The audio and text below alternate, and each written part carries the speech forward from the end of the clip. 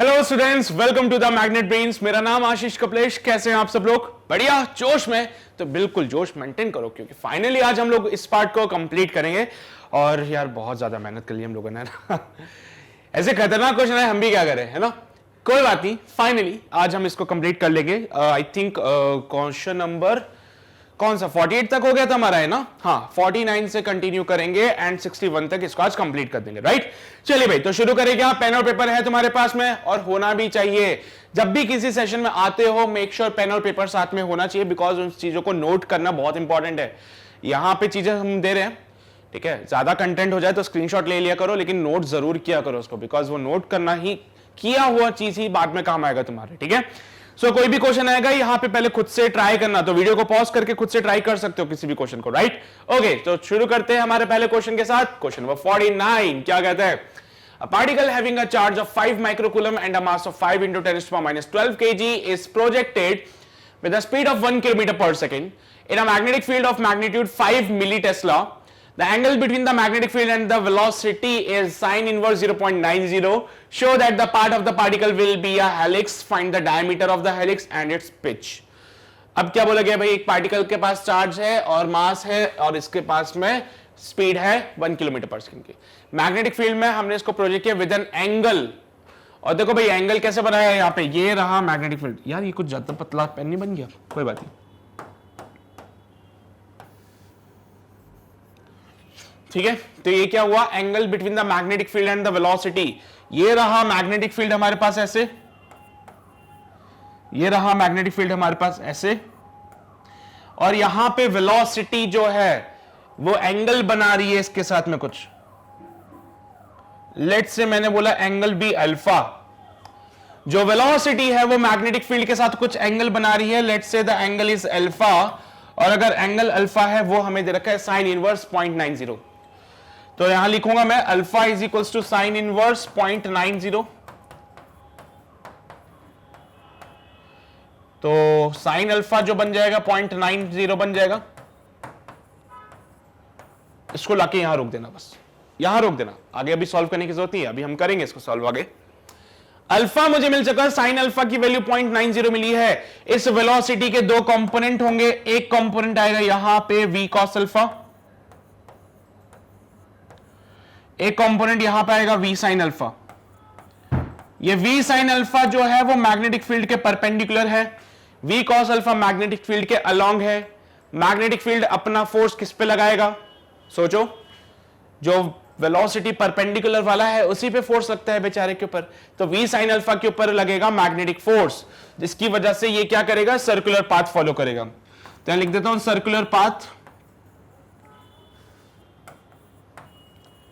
किसकी वजह से आ रहा है? v sin अल्फा वाली की वजह से, जो कि परपेंडिकुलर वेलोसिटी है। सर्कुलर पाथ किसकी वजह से आ रहा है? v sin अल्फा की वजह से, जो कि परपेंडिकुलर वेलोसिटी है। तो सर्कुलर पाथ का रेडियस भी पता होगा तुम लोगों को? हाँ बिल्कुल, हमें रेडियस भी पता है, r equals to mv perpendicular upon r। r is equals to mv perpendicular by qb। सही है? Radius r equals to mv perpendicular by qb, r equals to mv by qb। हाँ बिल्कुल सही है। v परपेंडिकुलर की जगह v sin alpha put कर देना, तो रेडियस जो मिलेगा mv sin alpha divided by qb, mv बाय sin alpha divided by qb। अब तुम जानते हो sin अल्फा का वैल्यू 0.9 होता है। मास तुम्हें दे रखा है क्या? हाँ, मास दे रखा है 5 into 10 की पावर माइनस का 12। तुम्हारे पास मास है, तुम्हारे पास स्पीड है, तुम्हारे पास चार्ज भी है। कहां है चार्ज?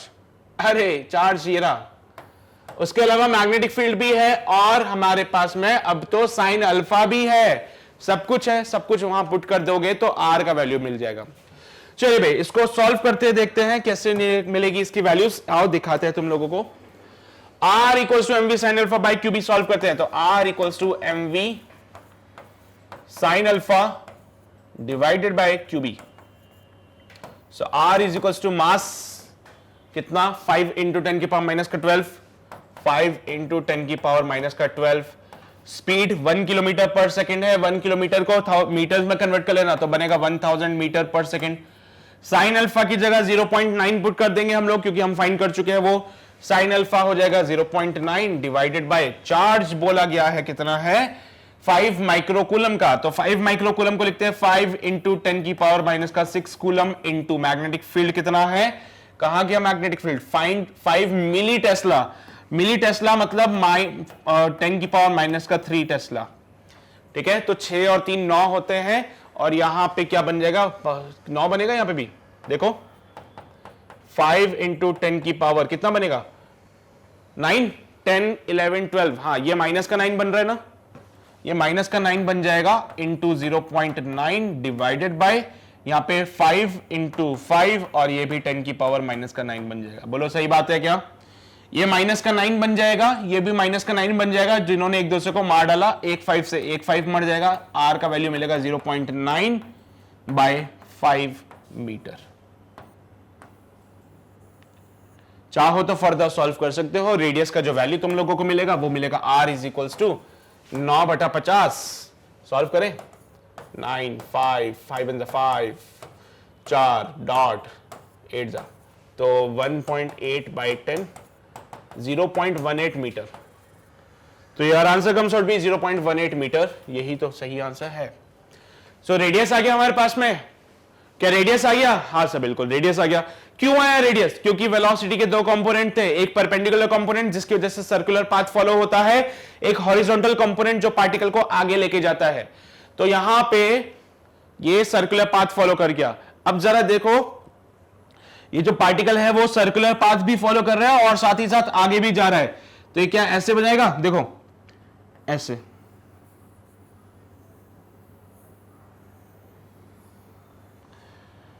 क्या हुआ, वो गोल गोल भी घूमता है और आगे भी जाता है, क्या हो रहा है, वो गोल भी घूम रहा है और आगे की तरफ भी जा रहा है।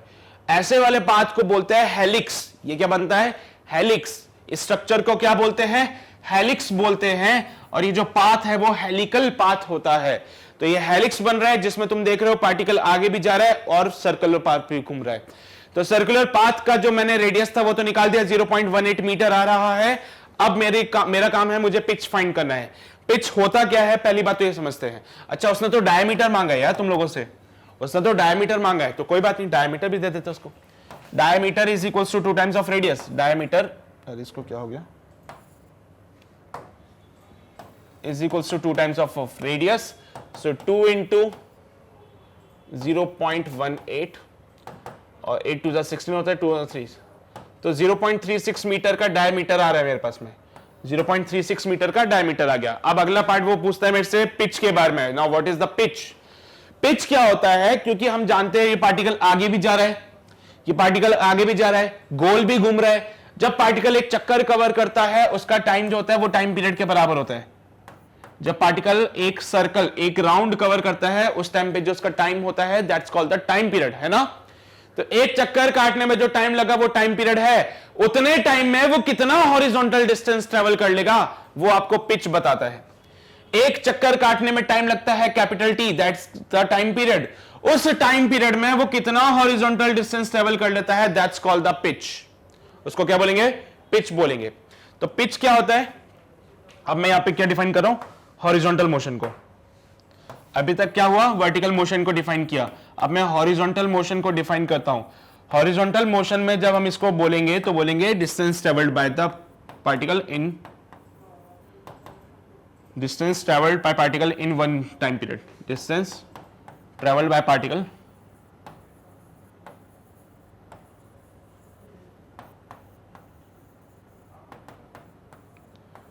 In one time period. One time period में जो डिस्टेंस ट्रेवल करता है उसी को पिच बोलते हैं, गिवन बाय स्पीड और distance equals to speed into time. तो पिच को क्या लिखेंगे, स्पीड मतलब v पैरेलल इनटू टाइम मतलब टाइम पीरियड। यहां पे पैरेलल स्पीड कौन सी है, v cos थीटा है क्या, पैरेलल स्पीड कौन सी है, v cos अल्फा वाली है, तो वो पुट करनी पड़ेगी तुम्हें। तो आ जाओ भाई अगले पेज पे सॉल्व करते हैं इसको। तो this can be written as pitch is equals to v cos alpha into time period. Time period कितना होता है वो भी लिखा देता हूं, 2 pi m by q b is the time period. Time period का फॉर्मूला होता है 2 पाई m बाय क्यूबी, नहीं पता है तो नोट कर लेना। cos अल्फा को कैसे लिखे, साइन अल्फा पता है हम लोगों को, साइन अल्फा पता है 0.9 है, तो कॉस अल्फा जो होगा वो होगा अंडर रूट में 1 minus sine square 9, sine square alpha. ठीक है, तो कॉस अल्फा होता है अंडर रूट में 1 माइनस साइन स्क्वायर अल्फा, तो अंडर रूट में 1 माइनस 0.9 का होल स्क्वायर। तो क्या करोगे, 0.9 का होल स्क्वायर करेंगे तो 0.9 इंटू 0.9, 9 9 जा 81 होता है, और यहां पे 0 0 हो जाते हैं 0.81। तो अंडर रूट में 1 माइनस 0.81 करना पड़ेगा। इसको सॉल्व करोगे तो 1 माइनस 0.81 करने से क्या मिलता है, देख लो, 10 में से 1 गया 9, यहां 9 में से 8 गया 1, 0.19 मिलता है। तो अंडर रूट में 0.19 is the value of cos alpha. तो कॉस अल्फा की जगह अंडर रूट में 0.19 पुट कर देना। यहां पे स्पीड कितनी थी हमारे पास में, 1 किलोमीटर पर सेकेंड, यानी कि 1000 मीटर पर सेकेंड। तो लिखेंगे 1000 इंटू कॉस अल्फा की जगह अंडर रूट में 0.19 इंटू 2 इंटू 3.14 इंटू मास कितना है, मास डिफाइन करो फिर से, 5 इंटू 10 की पावर माइनस का 12। तो मास की जगह लिखा जाएगा 5 इंटू 10 की पावर माइनस का 12 डिवाइडेड बाय चार्ज की कहानी क्या बोलती है, चार्ज कितना है इसके पास, 5 माइक्रो कूलम का, 5 माइक्रो कूलम का चार्ज है, तो 5 इंटू 10 की पावर माइनस का 6। मैग्नेटिक फील्ड है 5 इंटू 10 की पावर माइनस का 3। 5 मिली टेस्ला है ना, 5 मिली टेस्ला, तो 5 इंटू 10 की पावर माइनस का 3। अब इसको सॉल्व करने से हमें क्या मिल जाएगा, पिच। इसको सॉल्व करेंगे so we'll get the value of pitch.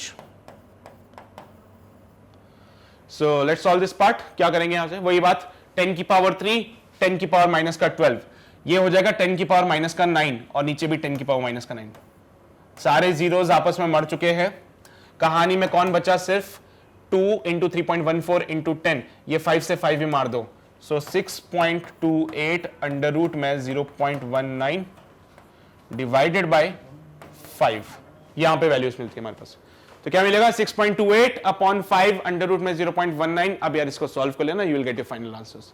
0.19 को सॉल्व करोगे नियर बाय यही आएगा अंडर रूट में। अगर 0.19 को सॉल्व करोगे तो अप्रोक्सीमेटली आई थिंक यही वैल्यू मिलने वाली है। ठीक है, तो इसको नोट कर लो फटाफट से, यही तुम्हारा पिच है। अब आगे की कैलकुलेशन तुम लोग कर लेना यार, है ना, कर लोगे ना कैलकुलेशन, कोई दिक्कत तो नहीं है ना इसमें, अरे कर लेना यार। 6.28 से 5 को डिवाइड कर दिया, सिंपल कैलकुलेशन। हाँ, अंडर रूट का वैल्यू एक बार देख लेना तुम लोग क्या होता है, क्योंकि स्क्वायर रूट की वैल्यूज होती है वो तुम्हें डिफाइन करके देंगे वैसे तो। ठीक है, ऐसी खतरनाक चीजें नहीं पूछते, बट फिर भी तुम्हें आना चाहिए। अंडर रूट में 0.19 सॉल्व करते हो तो आई थिंक इतनी ही वैल्यू मिलती है इसकी। ठीक है, क्योंकि जो छोटी वैल्यूज होती है ना उसका स्क्वायर रूट लोगे तो वही वैल्यू मिल जाती है फिर से। नोट करो, ये पिच है।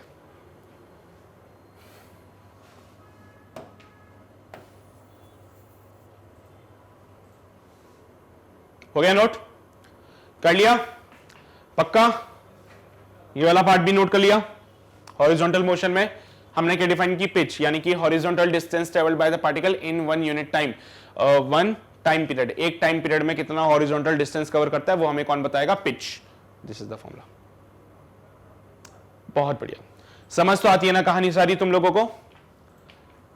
ठीक है, तो आगे बढ़े क्या हमारे अगले सवाल पे। 49 के बाद अगला क्वेश्चन आता है, क्वेश्चन नंबर 50। क्या बोल देगा हमसे, आओ देखते हैं। क्वेश्चन नंबर 50 हमसे कहता है, a proton projected in a magnetic field of 0.02 Tesla travels along a helical path of radius 5 centimeter and a pitch of 20 centimeter. Find the component of the velocity of the proton along and perpendicular to the magnetic field. Take mass of the proton as 1.6 into 10⁻27.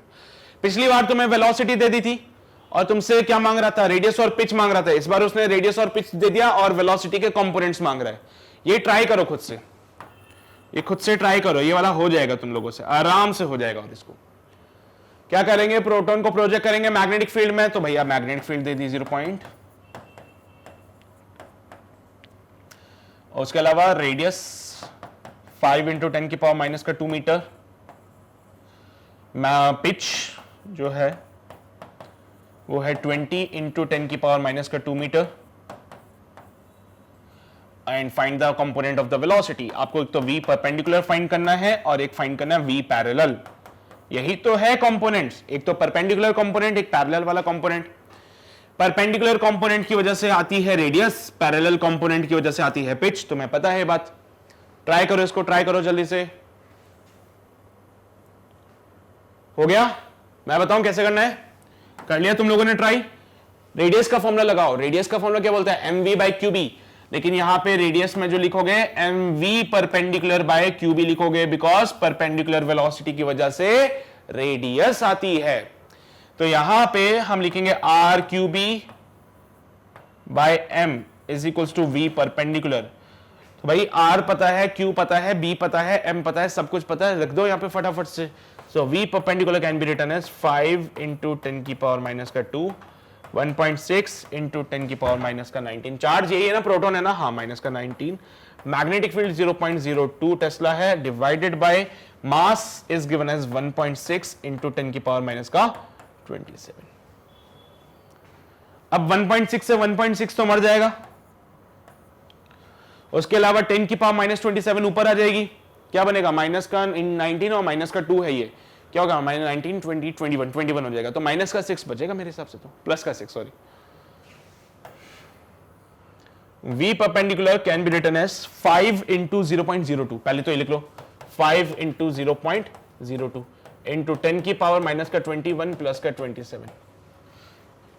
देखा? 19, 20, 21, minus का 21, minus का 27 ऊपर जाएगा, plus का 27 हो जाएगा। अब यहां पे सॉल्व करेंगे तो पॉइंट हटा दीजिए, 0 0, 5 टू 10 बाय 100 इंटू 10 की पावर माइनस का 6, सॉरी प्लस का 6, 10 की पावर 5 मीटर पर सेकेंड आ रहा है। सो परपेंडिकुलर वेलोसिटी जो आ रही है वो आ रही है 10 की पावर 5 मीटर पर सेकेंड। वो देखो ना, 21 और 27 सॉल्व करोगे तो प्लस का 6 आएगा। एक जीरो से एक जीरो मर गया, एक जीरो से वहां मर गया, 10 की पावर 5 मीटर पर सेकेंड। तो ये तो परपेंडिकुलर कंपोनेंट आया मेरे पास में। अभी तो पैरेलल वाला कंपोनेंट भी चाहिए, तो वो भी फाइंड करो। पिच का फॉर्मूला लगाना पड़ेगा इसके लिए। पिच का फॉर्मूला लगाते हैं। चलो भाई आ जाओ फटाफट से, यहां पे पिच का फॉर्मूला लगाते हैं। V parallel into 2 pi M by QB. Time period का फॉर्मूला ये 2 पाई एम अपॉन क्यूबी, तो टाइम पीरियड की जगह मैंने 2 पाई एम बाई क्यूबी लिख दिया। पिच कितना बोला उसने? 20 सेंटीमीटर, तो 20 इंटू 10 की पावर माइनस का 2 is equals to V parallel into 2 pi into mass कितना है 1.6 इंटू 10 की पावर माइनस का 27 डिवाइडेड बाय 1.6 इंटू 10 की पावर माइनस का 19 इंटू मैग्नेटिक फील्ड 0.02। 1.6 से फिर से 1.6 मर जाएगा, पॉइंट हटा देना इस बार, 2 0 लग जाएंगे यहाँ पे, 2 से 2 भी मर जाएगा। और उसके अलावा क्या क्या मर सकता है यहाँ पे देख लो फटाफट से। कुछ और बचा क्या? नहीं, चलो ठीक है। सो 2 0 इंटू 10 की पावर माइनस का 2 is equal to V parallel into pi into 10 की पावर माइनस का 27 और प्लस का 2 कितना होता है? माइनस का 27 प्लस का 2 कितना होता है? 25। तो माइनस का 25 हो जाएगा, 10 की पावर माइनस का 25 डिवाइडेड बाय 10 की पावर माइनस का 19। ये माइनस का 19 ऊपर भेज दूं क्या? अपॉन में माइनस का 19 है, ऊपर भेज दूं, प्लस का 19 हो जाएगा। तो 25 प्लस का 19 कर देना यहां पे डायरेक्टली, प्लस का 19। सो 2 इंटू 10 की पावर माइनस का 1 लिख लेना है यहां पे, और ये बन जाएगा V parallel into pi into 10 की पावर 19, 20, 21, 22, 23, 24, 25। माइनस का 6 बन रहा है यहाँ पे, माइनस का 6 और ये माइनस का मर जाएंगे, माइनस का 5 बच जाएगा। सो V पाई का जो वैल्यू मिलेगा, यहाँ पैरेलल का जो वैल्यू मिलेगा 2 अपॉन पाई करके इंटू 10 की पावर 5 मीटर पर सेकेंड। पहले वाली की वेलोसिटी मिली थी 10 की पावर 5 मीटर पर सेकेंड, इस बार की वेलोसिटी मिली है 2 अपॉन पाई इंटू 10 की पावर 5 मीटर पर सेकेंड। तो ये कौन सा हॉरिजॉन्टल कंपोनेंट हो गया और वो परपेंडिकुलर वाला कंपोनेंट हो गया। V पैरेलल और परपेंडिकुलर दोनों निकाल लिया। परपेंडिकुलर का कंपोनेंट है 10 की पावर 5 मीटर पर सेकेंड, पैरेलल वाला जो कंपोनेंट है वो है 2 अपॉन पाई। पाई की जगह 22/7 लिख सकते हो या फिर 3.14 लिख सकते हो। सो 2 अपॉन पाई इंटू 10 की पावर 5 मीटर पर सेकेंड इज द हॉरिजॉन्टल वाला कंपोनेंट। तो दो कंपोनेंट थे, एक तो परपेंडिकुलर और एक पैरेलल, दोनों मैंने फाइंड आउट कर लिए हैं। नोट कर लो इसको जल्दी से, पहले इसको नोट करो, परपेंडिकुलर वाले को कर लिया, अब इसको नोट कर लो पैरेलल वाले को। हो गया ये भी नोट? पक्का? चलिए भाई, बहुत बढ़िया। सो ये क्वेश्चन नंबर 50 हमारा कंप्लीट हो गया है। अब हम आगे बढ़ेंगे हमारे अगले सवाल की ओर, क्वेश्चन नंबर 51। क्या बोलता है question number 51? A particle having a mass m and a charge q is release from the origin in a region in which the electric field and the magnetic field are given by this. Electric field और magnetic field दे दिए। Find the speed of the particle as a function of its z coordinate. आपको speed of the particle बताना है as a function of its z coordinate. चलो भाई बताओ क्या कर सकते हैं, क्या करें यार। अगर वो नॉर्मली सब स्पीड पूछता तो हम क्या करते, दोनों के फोर्सेस को बैलेंस करके स्पीड निकाल देते, लेकिन उसने कुछ और पूछ लिया, speed of the particle as a function of its Z coordinate. ये कुछ अलग है, ये कुछ अलग है। इसको कैसे सॉल्व करते हैं, आओ जरा फील दिलाते हैं तुम्हें इस चीज का। यहां पे सबसे पहले मैं कार्टेशियन कोऑर्डिनेट सिस्टम बना लेता हूं। This is our X axis, ये बन जाएगी यहां पे Y axis, and this comes out be your Z axis. ठीक है, ये हमारे कार्टेशियन कोऑर्डिनेट सिस्टम मैंने बना दिए।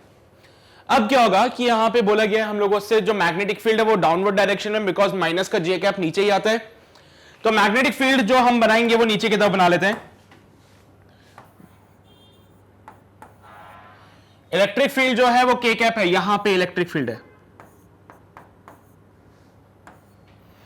और हमसे बोला है स्पीड ऑफ द पार्टिकल बताना है as a function of its Z coordinate, सिर्फ जेड कोऑर्डिनेट वाले फंक्शन के फॉर्म में बताना है उसको। ठीक है, तो हमें बताना है speed of the particle as a function of Z.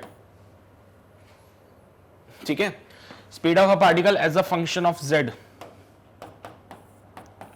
यार ये खतरनाक चीज आ गई है ना। चलो सोचते हैं क्या कर सकते हैं।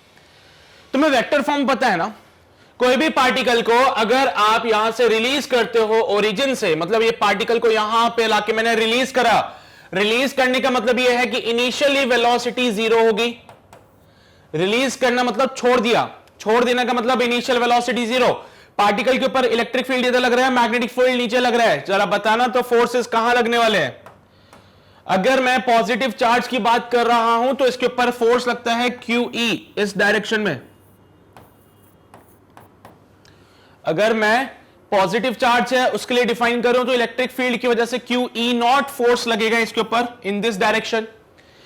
मैग्नेटिक फोर्स की बात करो तो भैया चार्ज पार्टिकल यहां पे है, मैग्नेटिक फील्ड नीचे लग रहा है, तो भैया चार्ज पार्टिकल यहां पे है, मैग्नेटिक फील्ड नीचे लग रहा है। जरा देखो इधर इधर फोर्स आएगा किसका, हाँ बोल सकते हो ऐसा?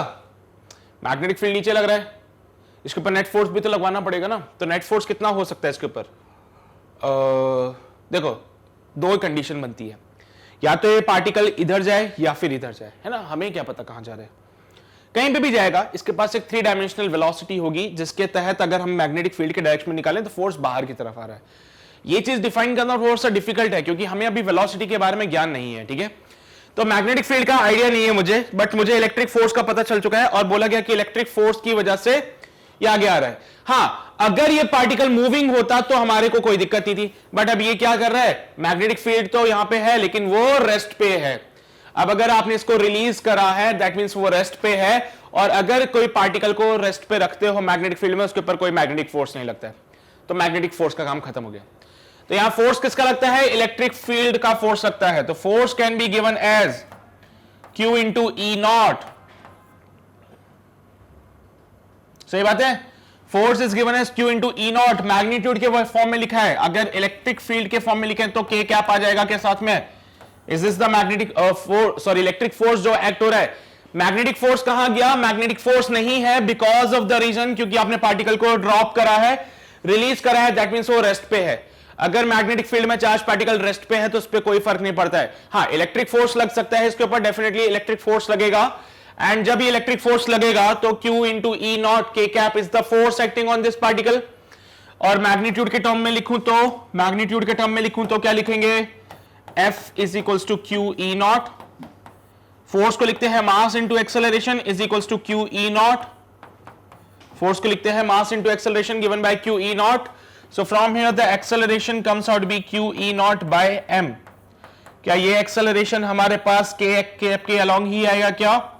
हाँ सर, ये acceleration हमारे पास K कैप के along ही आएगा, यानी कि Z एक्सिस के along ही आएगा। क्या इस acceleration की वजह से velocity आएगी क्या पार्टिकल के पास में? हाँ, velocity आएगी पार्टिकल के पास में। कौन से डायरेक्शन में होगी वो? ऑब्वियस ही बात है, जिस डायरेक्शन में acceleration है पार्टिकल का velocity चेंज भी उसी डायरेक्शन में होगा। पहले पार्टिकल जो था वो रेस्ट पे था, अभी उसकी वेलोसिटी में कुछ चेंज आएगा बिकॉज उसके पास कुछ एक्सेलरेशन है, उसके ऊपर कुछ फोर्स लग रहा है। फोर्स लगने की वजह से उसके पास आता है एक्सेलरेशन, जिसकी वजह से वेलोसिटी में चेंज होता है। याद करो वो बातें क्लास 11th की जब तुम्हें बताया गया था कि जिस डायरेक्शन में वेलोसिटी का चेंज होता है उसी डायरेक्शन में एक्सेलरेशन होता है। तो मैं ये बात बोल दूं जिस डायरेक्शन में एक्सेलरेशन उसी डायरेक्शन में वेलोसिटी का चेंज। हाँ, so यहाँ पे वेलोसिटी जो तुम्हें मिलेगी वो कैसे डिफाइन करोगे? By using the formula v square is equals to u square plus 2as। हमने यही इक्वेशन क्यों यूज की? Because I want to find the velocity as a function of z coordinate. तो मैं एक जो भी पूरा मोशन हो रहा है वो z एक्सिस पे ही हो रहा है, पूरा मोशन जो हो रहा है वो z एक्सिस पे हो रहा है। तो अगर मुझे velocity as a function of z coordinate चाहिए तो यही इक्वेशन लगा सकता हूं। बाकी सारी इक्वेशंस में टाइम आ जाएगा, v equals to u plus at में टाइम आ जाएगा। फिर एक s equals to ut plus half at square लगा सकते हैं, लेकिन उसमें भी टाइम आ जाएगा, वो दिक्कत करेगा। तो हम टाइम को थोड़ा सा अवॉइड करेंगे, इसलिए हम ये वाली इक्वेशन यूज करेंगे। इनिशियली पार्टिकल्स रेस्ट पे था, तो v square is equals to 2a। Coordinate कहां है? z पे है, तो डिस्प्लेसमेंट होगा z पे। जो भी चेंजेस हो रहे हैं वो z एक्सिस पे हो रहे हैं, तो डिस्प्लेसमेंट की is also in the z direction.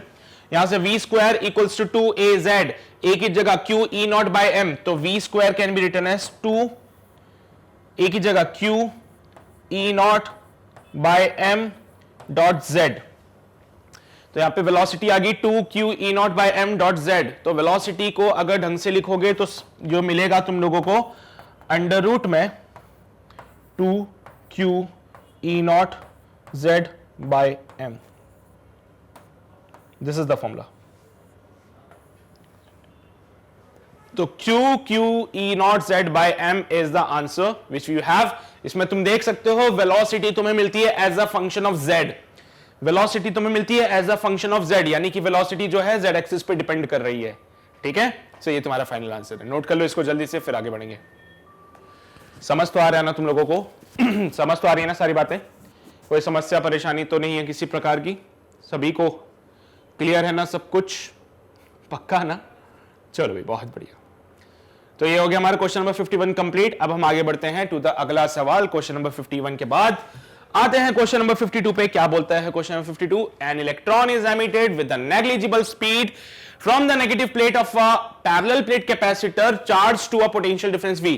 ये पैरेलल प्लेट कैपेसिटर है, इनके ऊपर जो पोटेंशियल है वो v है। The separation between the plate is d and a magnetic field b exist in the space as shown in figure. यहां पे डॉट दिख रहे हैं, डॉट मतलब बाहर की तरफ आता हुआ मैग्नेटिक फील्ड है, बाहर की तरफ आता हुआ मैग्नेटिक फील्ड है, और एक इलेक्ट्रॉन एमिट हो रहा है नेग्लिजिबल स्पीड से। नेग्लिजिबल स्पीड का मतलब है इनिशियली आप इसको जीरो बोल सकते हो from the negative plate of a parallel plate capacitor. तो यहां पे ये नेगेटिव प्लेट है, ये पॉजिटिव प्लेट है। इलेक्ट्रिक फील्ड की डायरेक्शन कहां बनेगी जरा बताओ मुझे? इलेक्ट्रिक फील्ड बनता है पॉजिटिव प्लेट से नेगेटिव प्लेट की तरफ, this is the direction of electric field. और एक इलेक्ट्रॉन की टेंडेंसी क्या है कि वो हमेशा इलेक्ट्रिक फील्ड की अपोजिट डायरेक्शन आता है। एक इलेक्ट्रॉन की टेंडेंसी क्या है कि वो हमेशा इलेक्ट्रिक फील्ड के अपोजिट डायरेक्शन में जाते हैं।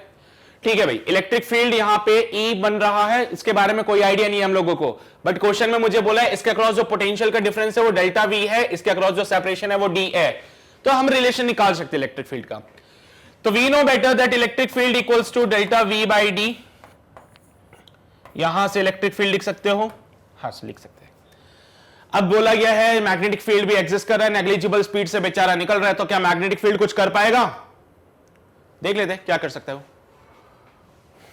मैग्नेटिक फील्ड बाहर की तरफ, वेलोसिटी ऊपर की तरफ। मैग्नेटिक फील्ड बाहर, वेलोसिटी ऊपर, फोर्स इधर लगेगा, फोर्स इधर लगेगा। बट ध्यान रखना ये एक इलेक्ट्रॉन है, तो ये तो पॉजिटिव चार्ज पे लगता था फोर्स, इस पे फोर्स लगेगा इधर की तरफ। नेगेटिव चार्ज पे फोर्स लगता है इधर की तरफ, जिसकी वजह से वो इधर जाएगा। देखो ऊपर भी जाएगा साथ में इधर भी जाएगा, ऊपर भी जाएगा इधर भी जाएगा, तो ऐसे बेंड हो जाएगा यहां पे। ठीक है, तो ये बेंड हो गया। Show that the electron will fail to strike the upper plate. आपको ये शो करना है कि इलेक्ट्रॉन जो है वो फेल हो जाता है to strike the upper plate, वो ऊपर वाली प्लेट को स्ट्राइक करने से फेल हो जाता है, हमें ये शो करना है यहां पे। ठीक है, तो क्या होगा? मैग्नेटिक फोर्स यहां लगेगा इसके ऊपर, इलेक्ट्रॉन के ऊपर, हां से मैग्नेटिक फोर्स। इलेक्ट्रिक फोर्स यहां लगेगा, हां से यहां लगेगा इलेक्ट्रिक फोर्स। इसकी वजह से क्या होगा? ये जाएगा जाएगा जाएगा और यहां से ऐसे आ जाएगा। तो क्या हो रहा है? इलेक्ट्रिक फोर्स की वजह से ऊपर जा रहा है, लेकिन मैग्नेटिक फोर्स क्या कर रहा है? इसको इधर लेके जा रहा है। देखो इलेक्ट्रिक फोर्स की वजह से ऊपर की तरफ मोशन आया, इलेक्ट्रिक फोर्स की वजह से ऊपर की तरफ मोशन आया, जिसकी वजह से फर्दर मैग्नेटिक फोर्स एक्ट करता है और इसको साइड में लेके आ जाता है। तो मुझे ये शो करना पड़ेगा क्या कि इलेक्ट्रॉन जो है वो स्ट्राइक फेल हो जाता है to strike the upper plate if D is greater than this part. ये डी क्या है? सेपरेशन बिटवीन द प्लेट्स है। अच्छा जी, ठीक है, कैसे करें इसको सॉल्व? सोचते।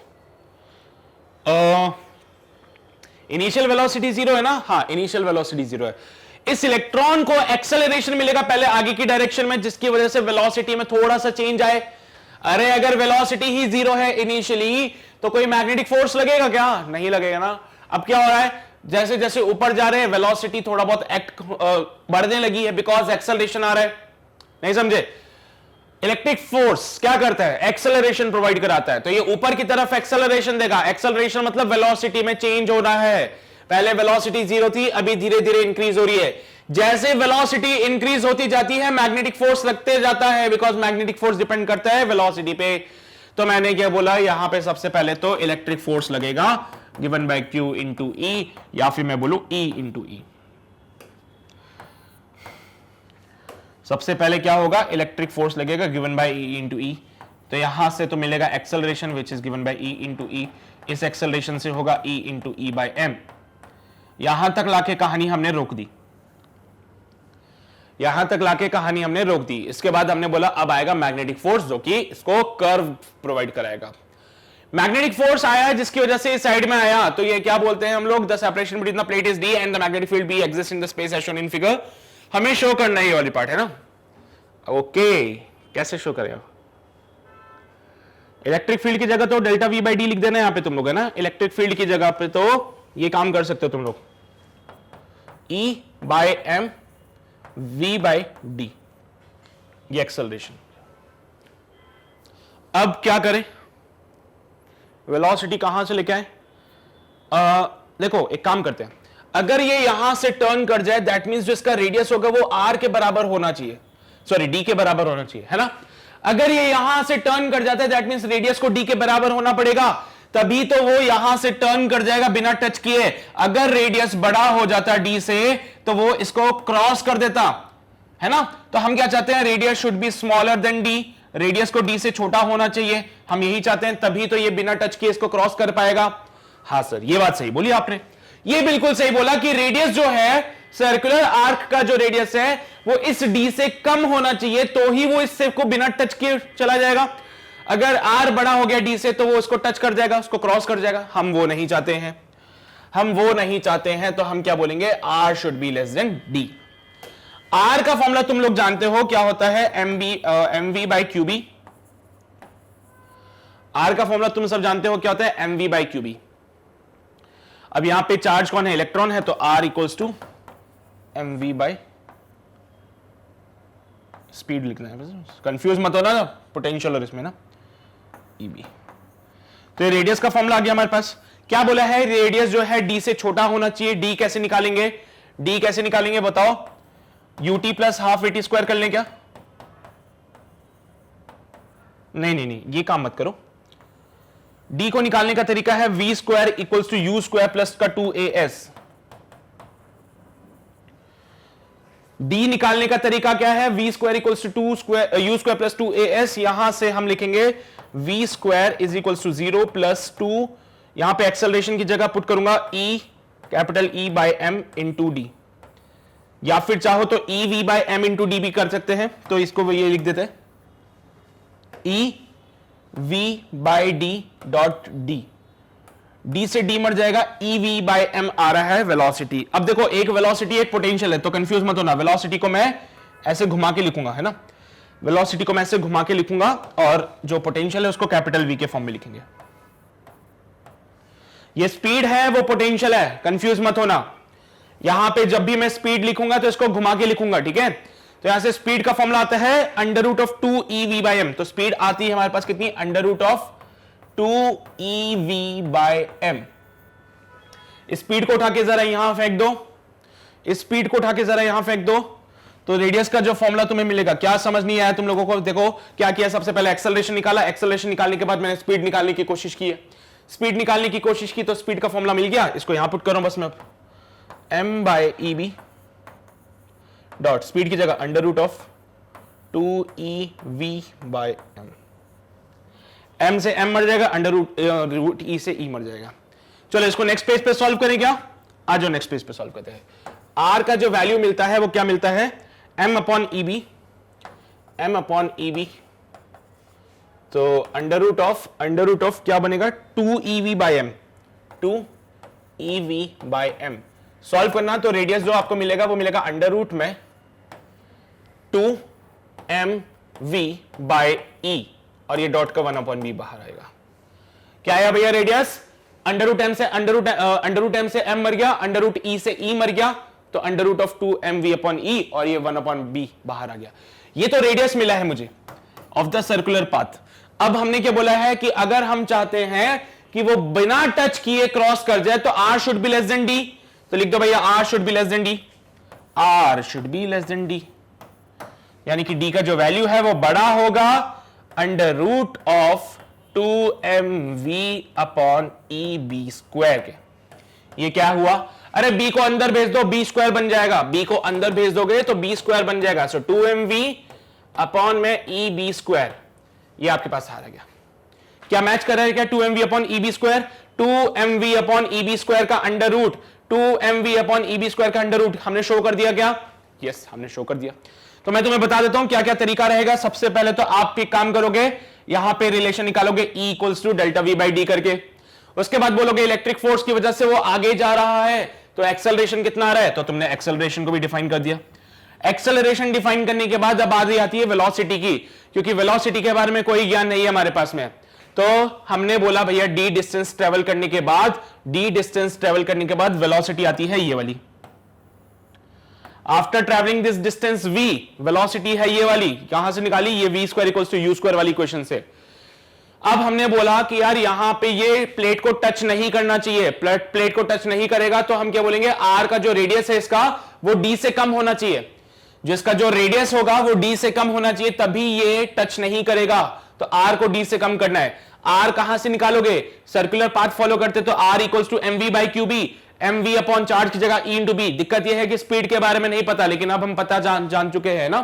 तो यहां पे v की जगह under root of 2e capital v by m कर दिया, ये e से e मर गया, m से m मर गया। सॉल्व करा तो r आता है ये वाला पार्ट, बाहर b था अंदर आएगा b स्क्वायर बन जाएगा, कोई दिक्कत वाली बात नहीं है। ये radius of the circular arc है, जो सर्कुलर पाथ फॉलो करो उसका रेडियस है। बट हमने बोला है कि वो टच नहीं करना चाहिए अपर मेटल प्लेट से, उसके लिए r should be less than d, यानी कि d को r से बड़ा होना चाहिए, तो d को r से बड़ा कर दिया हम लोगों ने, ये शो कर दिया। लो भाई हमने हो गया शो, बस यही तो दिखाना था। हाँ बस यही दिखाना था, ठीक है। तो ये तुम्हारा क्वेश्चन नंबर 52 भी कंप्लीट है। तो पहले इसको नोट कर लो, फिर इसको भी नोट कर लो। हो गया सभी का?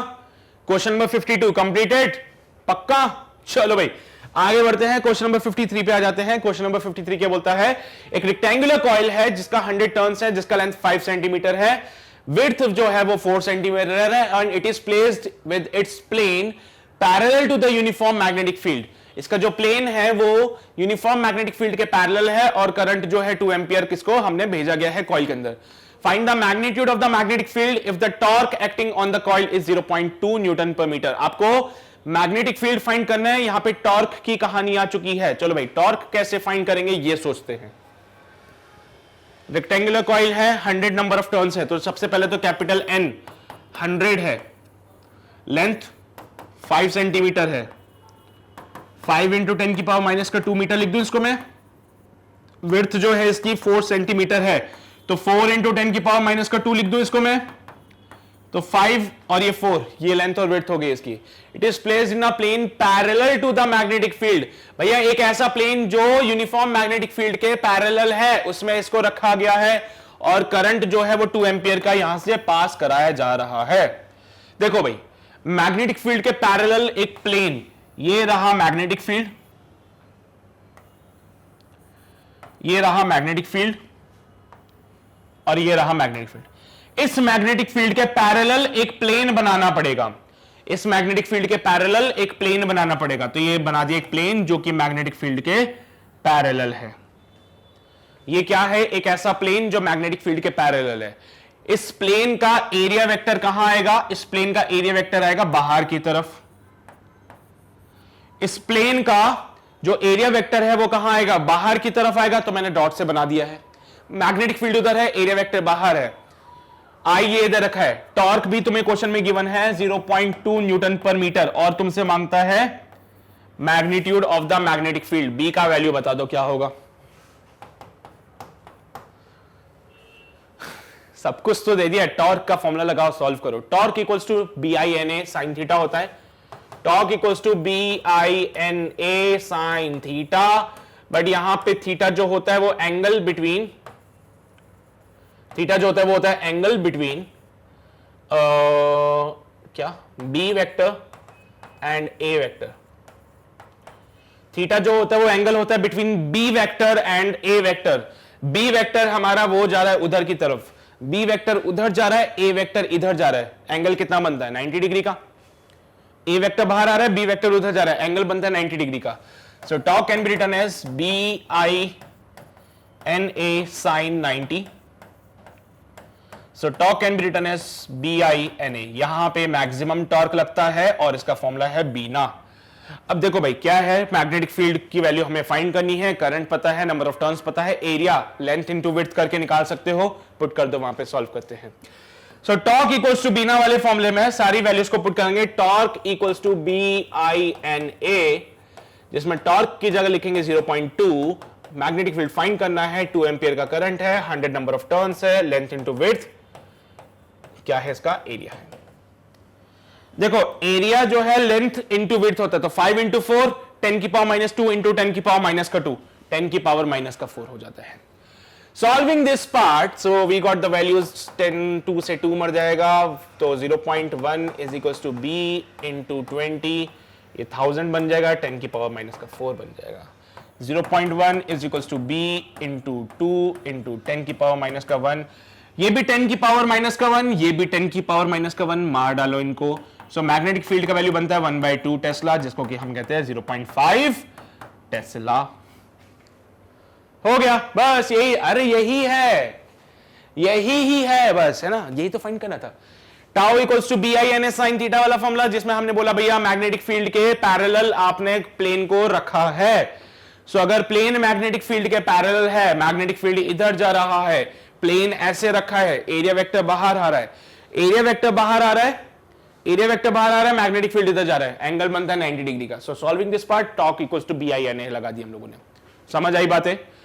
तो टाउ इक्वल्स टू बी ना, टाउ यानी कि टॉर्क जो क्वेश्चन में हमें गिवन है उसको बस हमने पुट किया है, सॉल्व किया है, और हमारा आंसर मिल गया है 0.5 टेस्ला। ठीक है ना भाई, समझ आ रही है ना बातें? क्लियर है सभी को? बढ़े आगे बढ़ते हैं हमारे अगले सवाल पे, क्वेश्चन नंबर 54 पे। क्या बोलता है क्वेश्चन नंबर 54?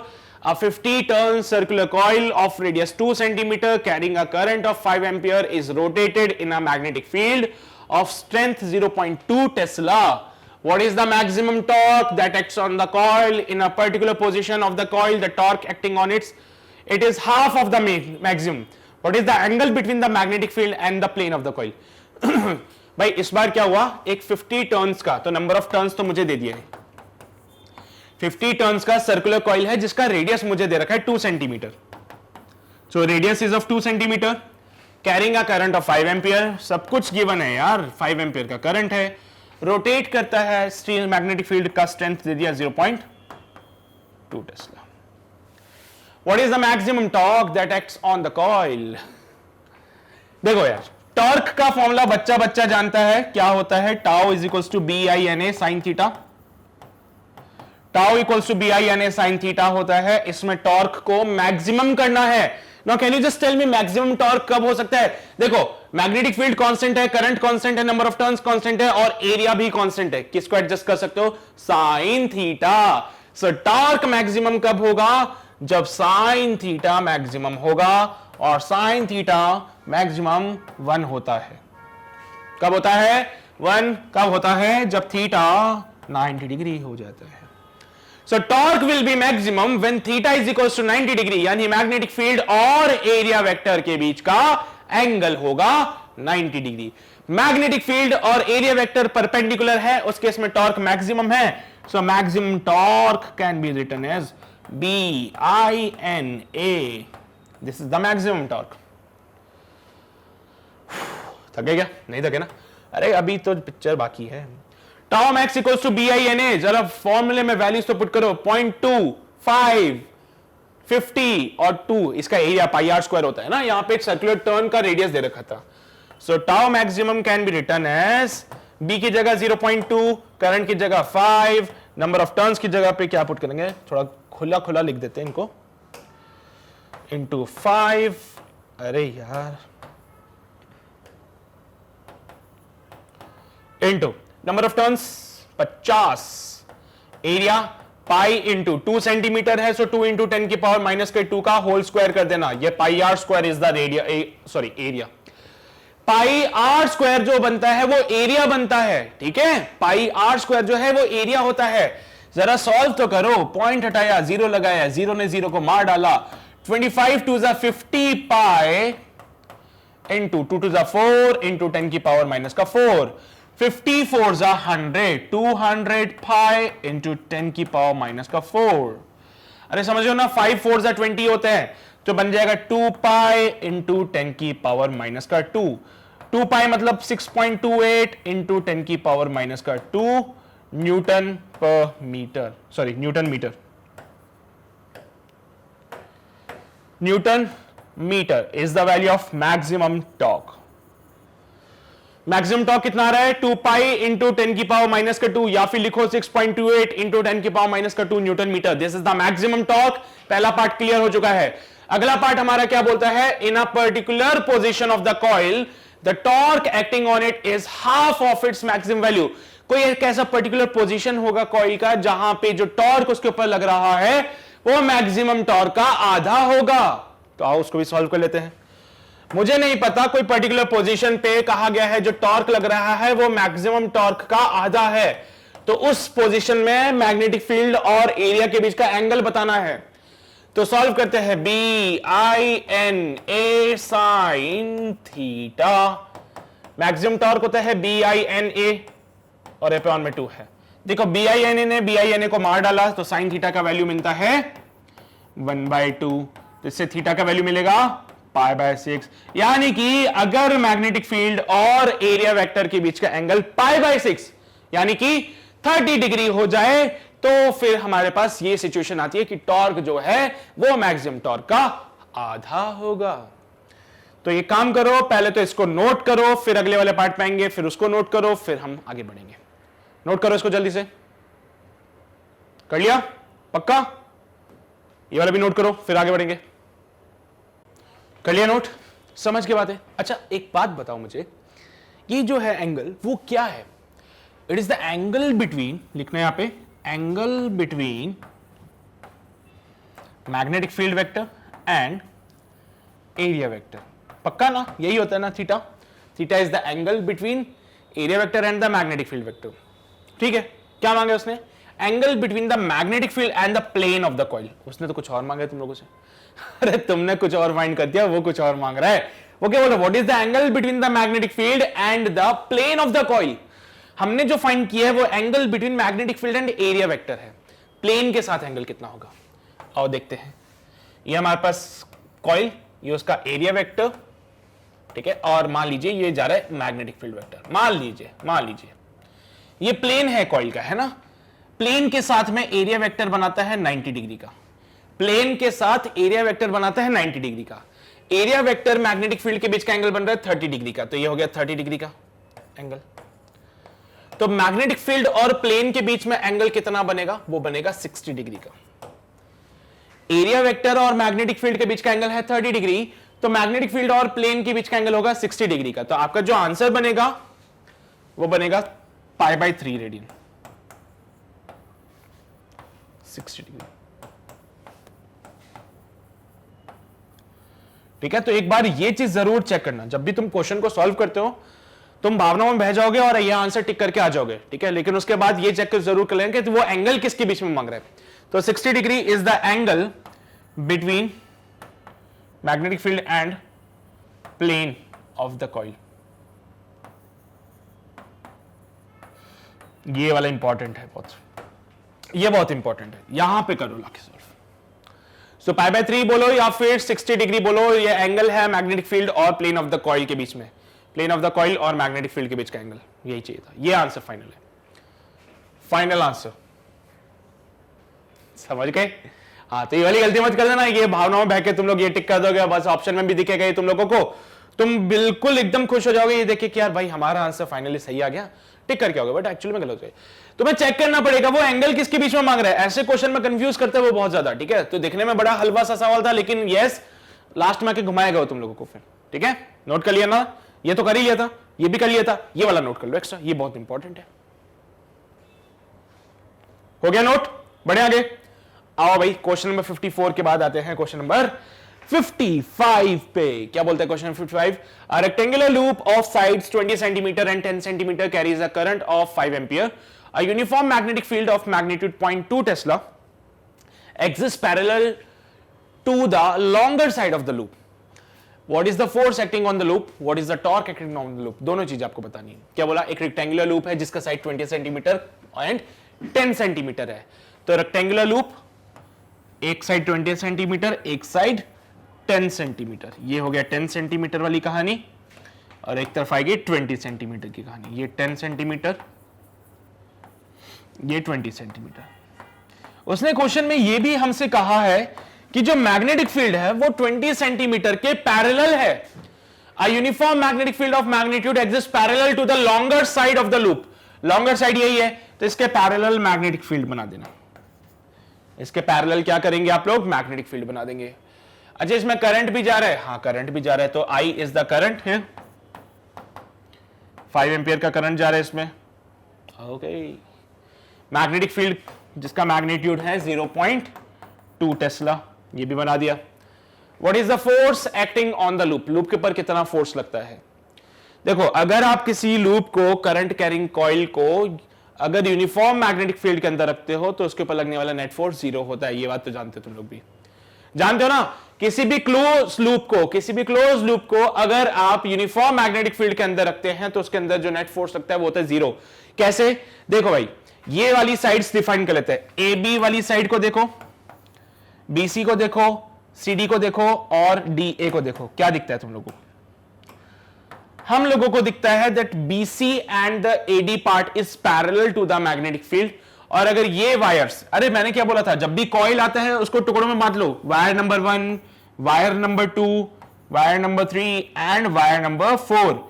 सेकेंड वायर और फोर्थ वायर जो है वो फील्ड के पैरेलल है, उनके ऊपर लगने वाला नेट फोर्स 0 हो जाएगा। तो मैं लिखता हूं F2 is equals to F4 is equals to 0, because इनके जो क्या बोलते हैं उसको, एंगल जो होता है, बिकॉज यहां पे करंट इस डायरेक्शन में जा रहा होगा, इसमें करंट ऐसे जा रहा होगा, तो इसमें L वेक्टर इधर है, L वेक्टर इधर है ना। तो हम डिफाइन कर सकते हैं जो लेंथ वेक्टर होता है वो किसी भी डायरेक्शन में हो सकता है, या तो 0 डिग्री पे होगा या फिर 180 डिग्री पे होगा।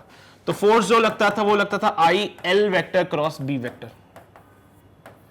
तो यहां पे F2 और F5 में जो क्या है, L या तो पैरेलल होगा B के, और या फिर L वेक्टर जो होगा वो एंटी पैरेलल होगा B के। दो सिनेरियो बन सकते हैं, या तो L जो है पैरेलल होगा B के, या फिर L एंटी पैरेलल होगा B के। दोनों केस में फोर्स जो होता है वो 0 होता है। तो F2 और F4 तो 0 हो गए। F1 और F3 की बात कर लेते हैं। तो depending on the direction of the current, current का डायरेक्शन भी डिफाइन करना बहुत जरूरी है यहां पे, ठीक है। तो फोर्स लगेगा BIL, फोर्स लगेगा BIL, बट दोनों में दिक्कत यह है कि करंट का डायरेक्शन अपोजिट होगा। मान लीजिए ये करंट ऐसे जा रहा है, मान लो करंट हमारा ऐसे जा रहा है, तो पहले वाले में करंट ऊपर जा रहा है, तीसरे वाले में करंट ऐसे जा रहा है।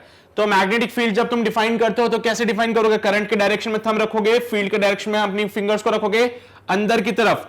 तो पहले वाले साइड पे जो फोर्स लग रहा है वो इनटू द प्लेन है, पहले वाले पे जो फोर्स लग रहा है वो इनटू द प्लेन है, तीसरे वाले पे जो फोर्स लग रहा है वो आउट ऑफ द प्लेन है।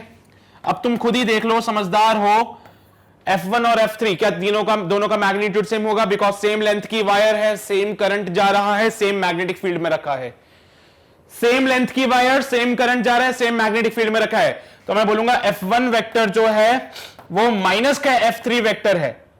दोनों का मैग्नीट्यूड सेम है, बस डायरेक्शन अपोजिट है। दोनों का मैग्नीट्यूड सेम है, बस डायरेक्शन अपोजिट है। तो यहां पे मैं बोल सकता हूं कि जो नेट फोर्स इसके ऊपर लगेगा given bye F1 plus F2 plus F3 plus F3 plus F4। So from here you can simply से कि F2 और F4 तो 0 है भाई, तो ये तो हट जाएंगे।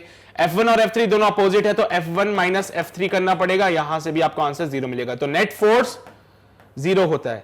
इसके अलावा और क्या प्रूफ दूं तुम लोगों को? So what is the force acting on the loop is 0. What is the torque acting on the loop? अब टॉर्क तो लगेगा ना यार, इसका फोर्स बाहर है, इसका फोर्स अंदर है, ये कॉइल को ऐसे घुमाएगा, समझना।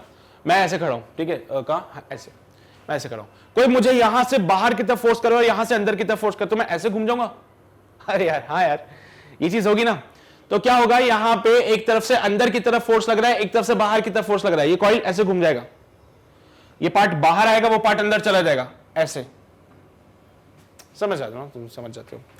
सो यहां पे तो नेट फोर्स 0 है, लेकिन यहां पे एक टॉर्क होगा, and the torque is given by torque कितना होगा, चलो देखते हैं। Torque is given by BINA sin theta, where theta is the angle between, यहां पे टॉर्क वाले फॉर्मूले में थीटा जो होता है वो एंगल होता है मैग्नेटिक फील्ड और एरिया के बीच में। तो जरा देखो, ये जो कॉइल है इसको हमने ऐसे रखा है, तो एरिया वेक्टर मान लीजिए बाहर की तरफ आ रहा है, तो एरिया वेक्टर और मैग्नेटिक फील्ड के बीच का एंगल तुम ही बता दो क्या होगा। एरिया वेक्टर बाहर आ रहा है, मैग्नेटिक फील्ड उधर जा रहा है, 90 डिग्री का केस बनता है। So torque is given by B I N A sin 90, BINA sin 90। Now just put the values and solve this part.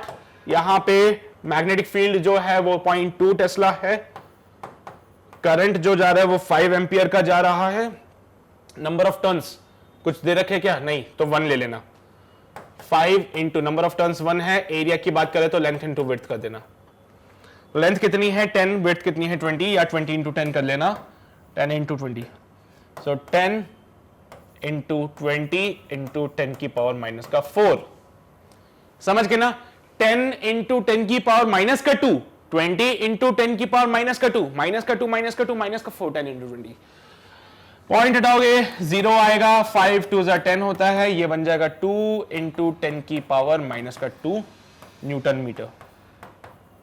This is the value of torque. ये टॉर्क लग रहा है भैया कॉइल के ऊपर। नेट फोर्स 0 है, लेकिन नेट टॉर्क जरूर होगा। नेट फोर्स भले ही 0 हो जाए, लेकिन नेट टॉर्क जरूर होगा। तो net torque is given bye 2 into 10 की पावर माइनस का 2 न्यूटन मीटर। ये हमारा फाइनल आंसर आ गया। तो दोनों चीजें फाइंड कर ली। What is the force acting on the loop, ये भी हो गया। What is the torque acting on the loop, ये भी हो गया। This is it. 55 question number complete हुआ। समझ आ गई तुम्हें बातें? ये वाला नोट कर लिया है, अब ये वाला भी नोट कर लो जल्दी से। हो गया, ये भी हो गया। बड़े आगे। After this question number 55 let's move on to the अगला सवाल। क्वेश्चन नंबर 56 पे आ जाओ फटाफट से। क्या कहता है क्वेश्चन नंबर 56? एक सर्कुलर कॉइल जिसका रेडियस 2 सेंटीमीटर का है, इसमें 500 टर्न्स है, 500 टर्न्स है in it, and carries the current of 1 ampere if its axis makes an angle of 30 degree with the uniform magnetic field. देखो, ये जो कॉइल का एक्सिस है वो क्या कर रहा है, यूनिफॉर्म मैग्नेटिक फील्ड के साथ में 30 डिग्री का एंगल बना रहा है, और मैग्नेटिक फील्ड का मैग्नीट्यूड 0.4 टेस्ला है, that exist in the space. Find the torque acting on the coil. क्या होगा टॉर्क, सोचो जरा। देखो यार, क्या है ये सर्कुलर कॉइल, ये रही हमारे पास में, नहीं अच्छी वाली कॉइल बनाएंगे। ये सर्कुलर कॉइल ये है हमारे पास, ये इसका एक्सिस हो जाएगा, ये कॉइल का एक्सिस हो गया। कॉइल का रेडियस जो है 2 सेंटीमीटर का है, बना दिया यहां पे कॉइल का रेडियस 2 सेंटीमीटर का। नंबर ऑफ टर्न्स 500 है, वो भी लिख दिया मैंने यहां पे। अपार्ट फ्रॉम दिस कैरी कर रहा है करंट 1 एम्पियर का, वो भी मैंने यहां पे लिख दिया, 1 एम्पियर का करंट कैरी कर रहा है। Makes an angle of 30 degree with the axis. मुझे एक बात बताओ, जो मैग्नेटिक फील्ड यहां पे लग रहा है 0.4 टेस्ला का, वो क्या कर रहा है? वो मैग्नेटिक फील्ड 30 डिग्री का एंगल बना रहा है एक्सिस के साथ में। ये रही एक्सिस, और मैग्नेटिक फील्ड कहां है? ये रहा मैग्नेटिक फील्ड। क्या कर रहा है? एक्सिस के साथ 30 डिग्री का एंगल बना रहे हैं। मुझे एक बात बताओ, एरिया वेक्टर क्या अलोंग द एक्सिस होगा कॉइल के लिए? यस, एरिया वेक्टर जो होता है वो कॉइल के एक्सिस के अलोंग होता है। तो बेसिकली एरिया वेक्टर और मैग्नेटिक फील्ड के बीच का एंगल है 30 डिग्री का। टॉर्क फाइंड करना है मुझे। क्या फाइंड करना है? टॉर्क फाइंड करना है। चलो भाई सॉल्व करते हैं, कैसे करेंगे सोचो जरा। अरे सोचने वाली तो बात ही नहीं है इसमें। क्या फॉर्मूला लगेगा? Tau is equals to BINA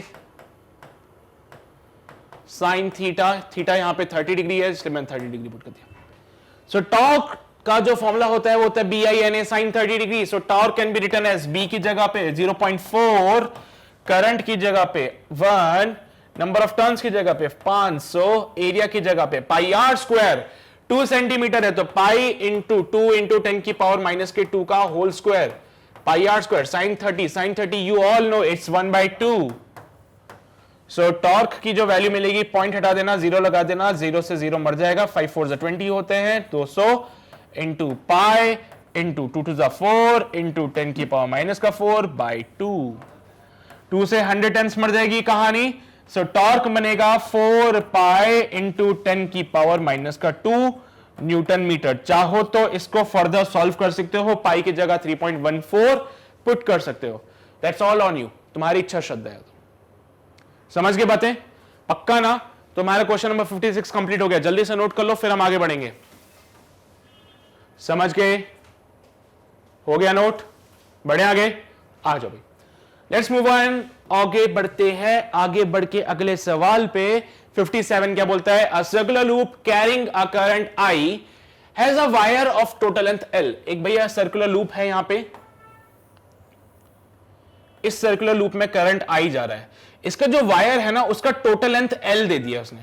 wire का जो टोटल लेंथ है एल है, तो इस पूरी वायर का लेंथ अगर एल है तो ये लेंथ जो होगा वो 2 पाई आर के बराबर हो जाएगा, which is the circumference of this loop. सही बात है। सर्कुलर लूप का जो सर्कमफेरेंस होता है 2 पाई आर, और वो जो total length of the wire है उसके बराबर हो जाएगा। R is the radius of this loop. A uniform magnetic field B exists parallel to the plane of the loop. इस लूप के प्लेन के पैरेलल मैग्नेटिक फील्ड एग्जिस्ट कर रहा है, यानी कि मैग्नेटिक फील्ड ऐसे बनाया। ठीक है, जिस प्लेन में ये लूप है उसी प्लेन में मैग्नेटिक फील्ड भी बना दिया मैंने। Now find the torque on the loop. मुझे टॉर्क बताओ कितना लगेगा लूप पे। यार क्या पूछ लिया इसने। BI NA sin 90। Find the torque acting on the loop. Torque का फॉर्मूला BI sin 90। 90 क्यों बोल रहा हूं? बिकॉज इसका एरिया वेक्टर जो है वो प्लेन से बाहर आता हुआ बनेगा। एरिया वेक्टर जो होगा वो कैसा होगा? प्लेन से बाहर आएगा, मैग्नेटिक फील्ड उधर जा रहा है, तो एरिया वेक्टर बाहर आ रहा है, मैग्नेटिक फील्ड इधर जा रहा है, एंगल बनेगा 90 डिग्री का। सो 90 डिग्री का एंगल बना दिया। Torque is given bye BIN into area की जगह लिखेंगे पाई आर स्क्वायर। साइन 90 का वैल्यू 1 होता है। पर क्या तुम्हें आर का वैल्यू पता है? क्या तुम लोगों को आर का वैल्यू पता है? नहीं सर, हमें टोटल लेंथ एल पता है, तो आर को हटाना पड़ेगा यहां से आर की जगह लिखोगे L/2 पाई। आर की जगह क्या लिखोगे? L/2 पाई। चलो लिखो। So torque can be written as BIN dot pi dot R की जगह L square by 4 pi square. So L square by 4 pi square. R square है ना, आर स्क्वायर है तो आर की जगह L/2 पाई लिख दिया, तो L स्क्वायर अपॉन 2 का स्क्वायर 4 और ये पाई का स्क्वायर। एक पाई से पाई मर जाएगा। सो टॉर्क बनेगा BIN L स्क्वायर बाय 4 पाई। क्या विजिबल है तुम लोगों को? क्या ये दिखाई दे रहा है तुम लोगों को? नहीं दिखाई दे रहा तो मैं साइड में लिख देता हूं फिर।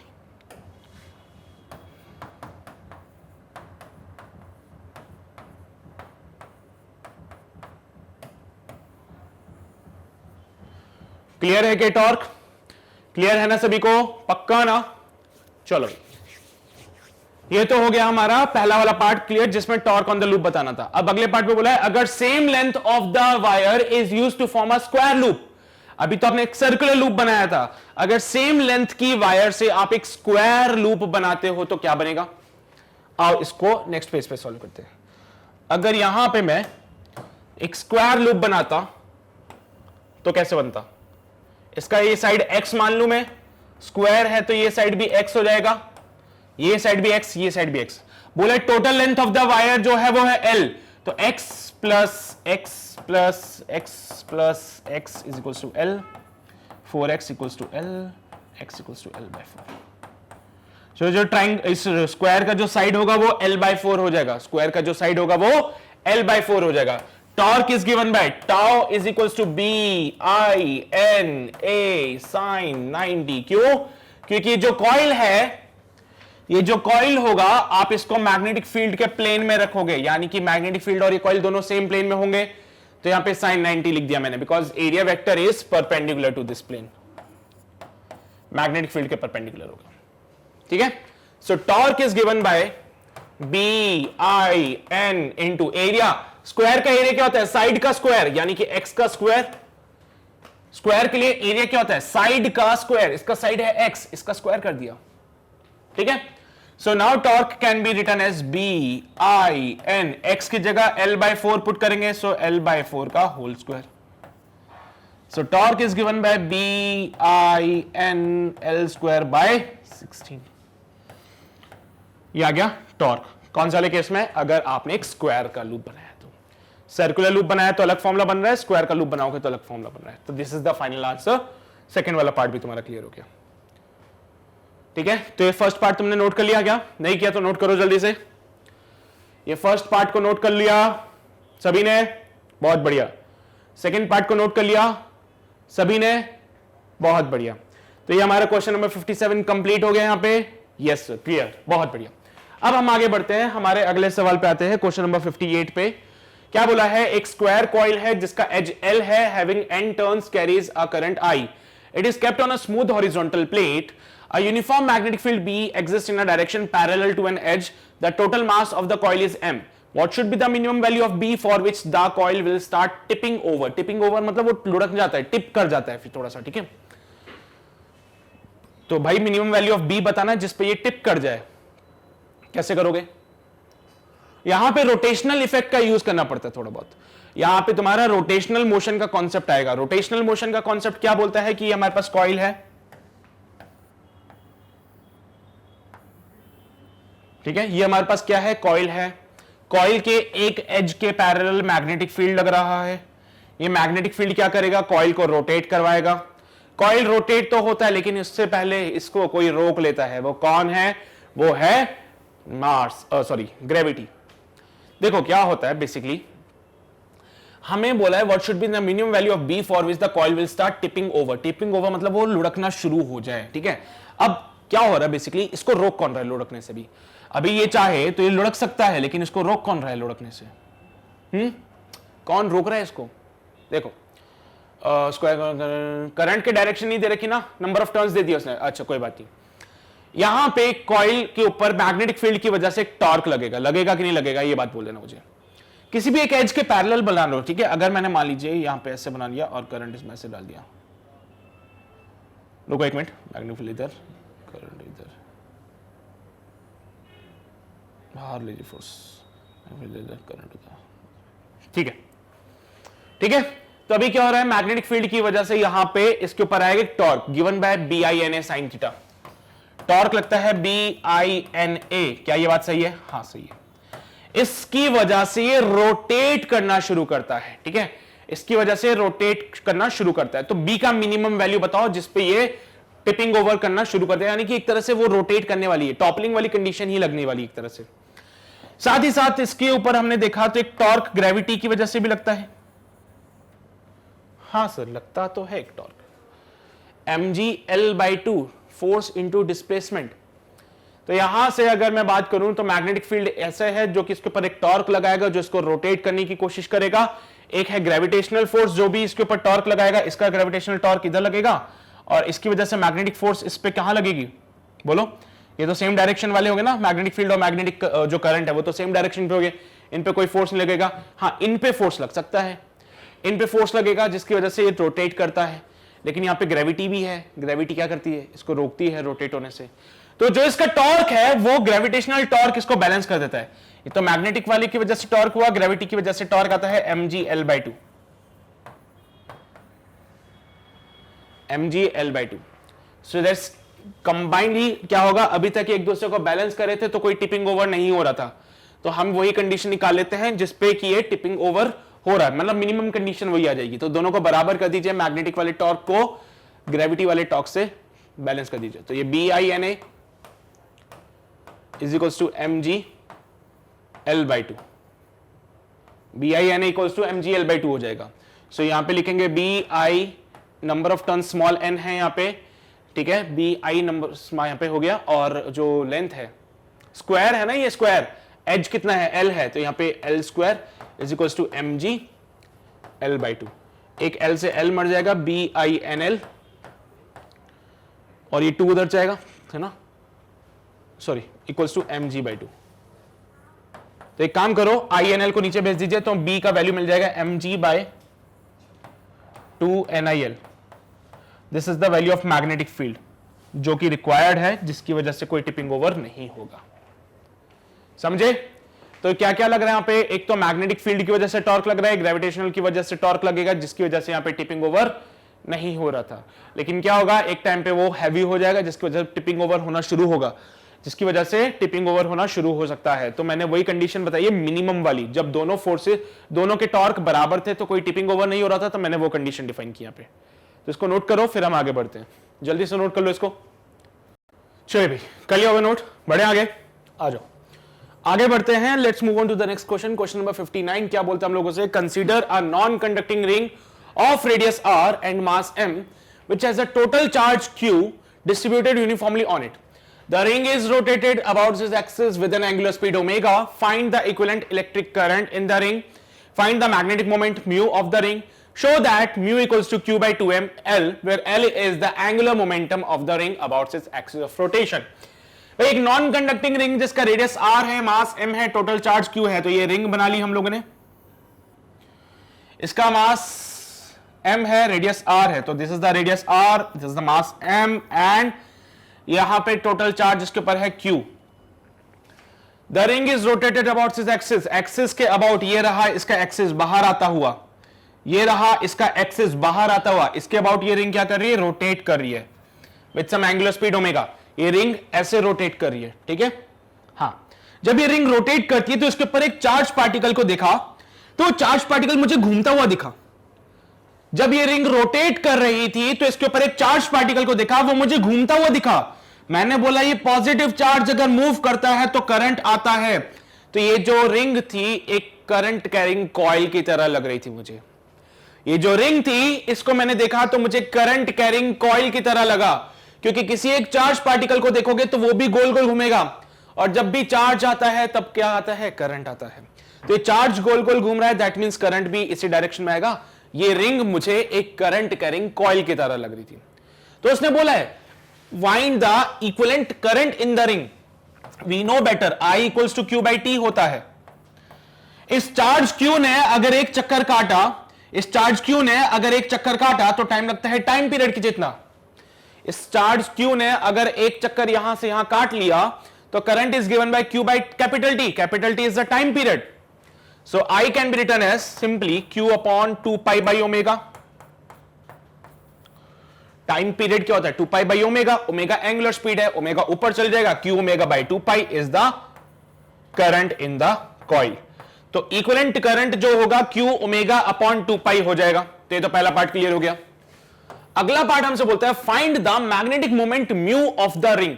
इस रिंग का मैग्नेटिक मोमेंट बताइए। अब क्योंकि एक करंट कैरिंग कॉइल की तरह बिहेव कर रहा है, सो वी ऑल नो एक करंट कैरिंग कॉइल के पास में मैग्नेटिक मोमेंट होता है विच is given bye I into A, where A is the area of cross section। अगर इसका रेडियस है R तो इसका area of cross section pi are square हो जाएगा। So magnetic moment is given by mu. So mu is equals to I into pi r square। Also current की value Q omega by 2 pi है, put कर दीजिए। So mu is given by Q omega divided by 2 pi dot pi are square. Pi से pi मर जाएगा, mu का value आएगा Q omega are square by 2। This is the value of magnetic moment. सही जा रहे हैं ना? अभी तक कोई दिक्कत तो नहीं चल रही ना?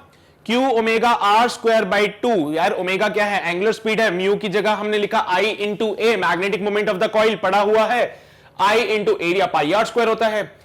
एरिया को पाई आर स्क्वायर लिखा, I की जगह मैंने वो वैल्यूज पुट कर दी जो मैं इस वक्त पढ़ के आया था। क्या था? Q omega by 2 pi. अभी सॉल्व किया था हम लोगों ने, Q omega by 2 pi. Pi से पाई मर जाएगा, Q omega are square by 2 is the magnetic moment. यहां तक तो कोई समस्या नहीं थी। उसने बोला है शो करो कि जो मैग्नेटिक मोमेंट है Q by 2m into L हो। एल क्या है? Angular momentum. एंगुलर मोमेंटम कैसे लिखते हैं वो मैं तुम्हें बता देता हूं। तुम्हें याद होगा रोटेशनल मोशन में एंगुलर मोमेंटम को तुम I इंटू ओमेगा से डिनोट करते थे, याद है? I क्या होता था? Moment of inertia. I क्या होता था? मोमेंट ऑफ इनर्शिया होता था I। तो वही तो सारी बातें हैं यहां पे। So L can be written as I into omega. I is the moment of inertia. अगर किसी रिंग की बात करोगे, अगर किसी रिंग की बात करोगे तो फॉर द रिंग अगर मैं एक्सिस के अलोंग बात करूं, मोमेंट ऑफ इनर्शिया आता है mr².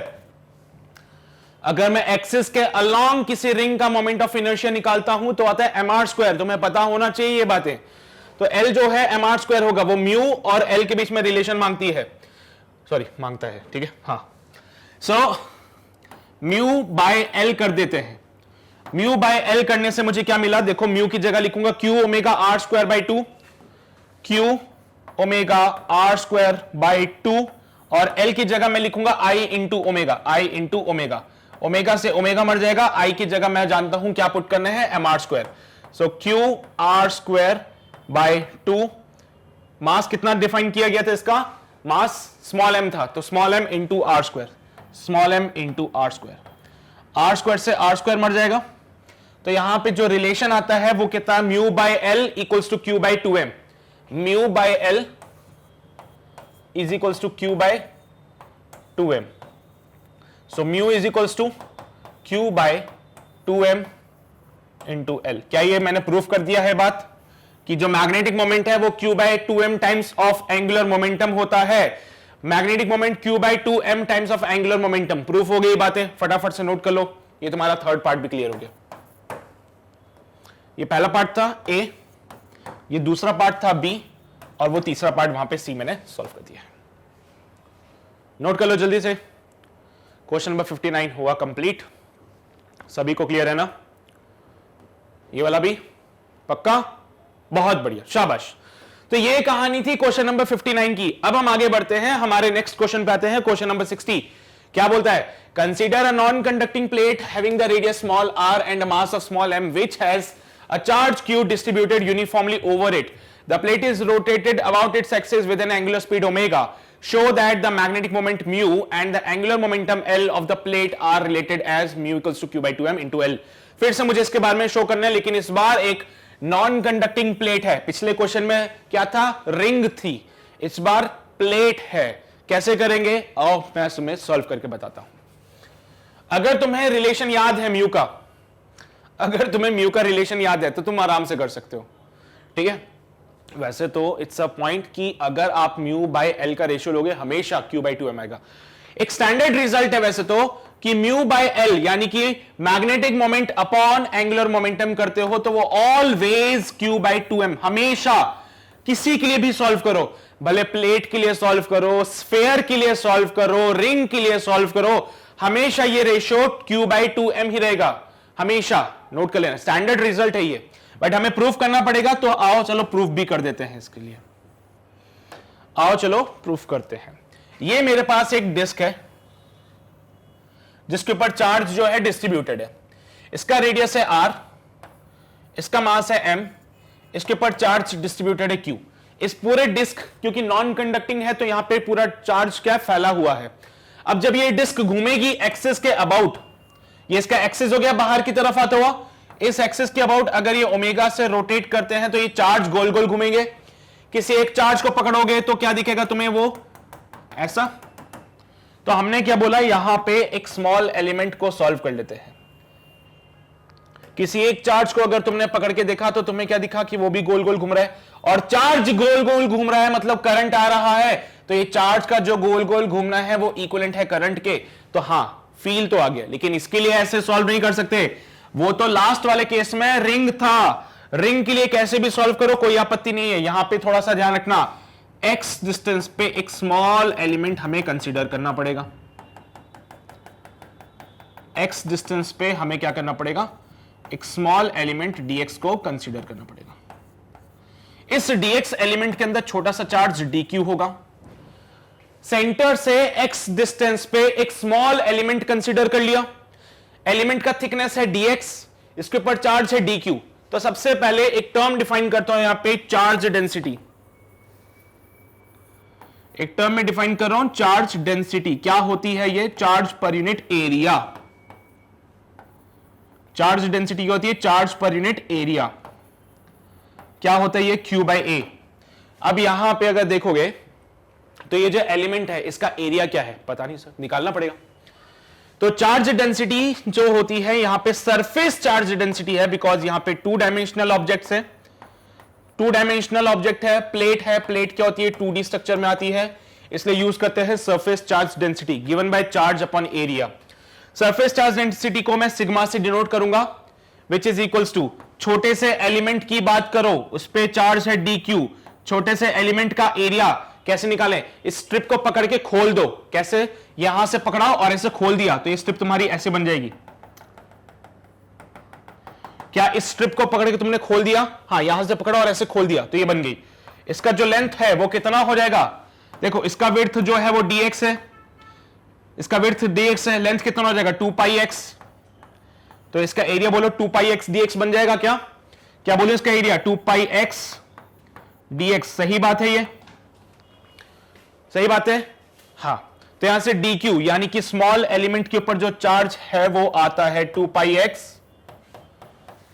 Dot dx into sigma. यहां पे लाके कहानी को रोको, अभी ये dq मिला है, अब क्या है dq में हमने बोला चार्ज जो है वो गोल गोल घूम रहा है, dq वाले पार्ट में जितने भी चार्ज है वो सब गोल गोल घूम रहे हैं, dq वाले पार्ट में सॉरी dx वाले पार्ट में जितने भी चार्जेस हैं वो सब घूम रहे हैं। और जब ये छोटे से चार्ज, क्योंकि dq चार्ज है इसके अंदर, जब ये dq चार्ज घूमेंगे तो di करंट आएगा, and the di current is given by dq by t।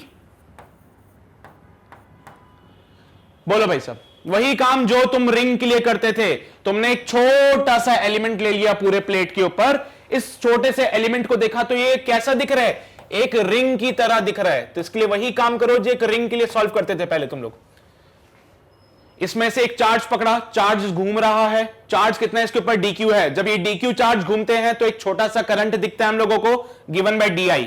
अब एक चक्कर काटने में जो टाइम लगता है वो होता है टाइम पीरियड का, तो यहां पे current given by dq by t, so यहां पे dq की जगह ये वाली पहली वैल्यू को पुट कर सकते हो और टाइम की जगह पुट करोगे 2π बाई ओमेगा।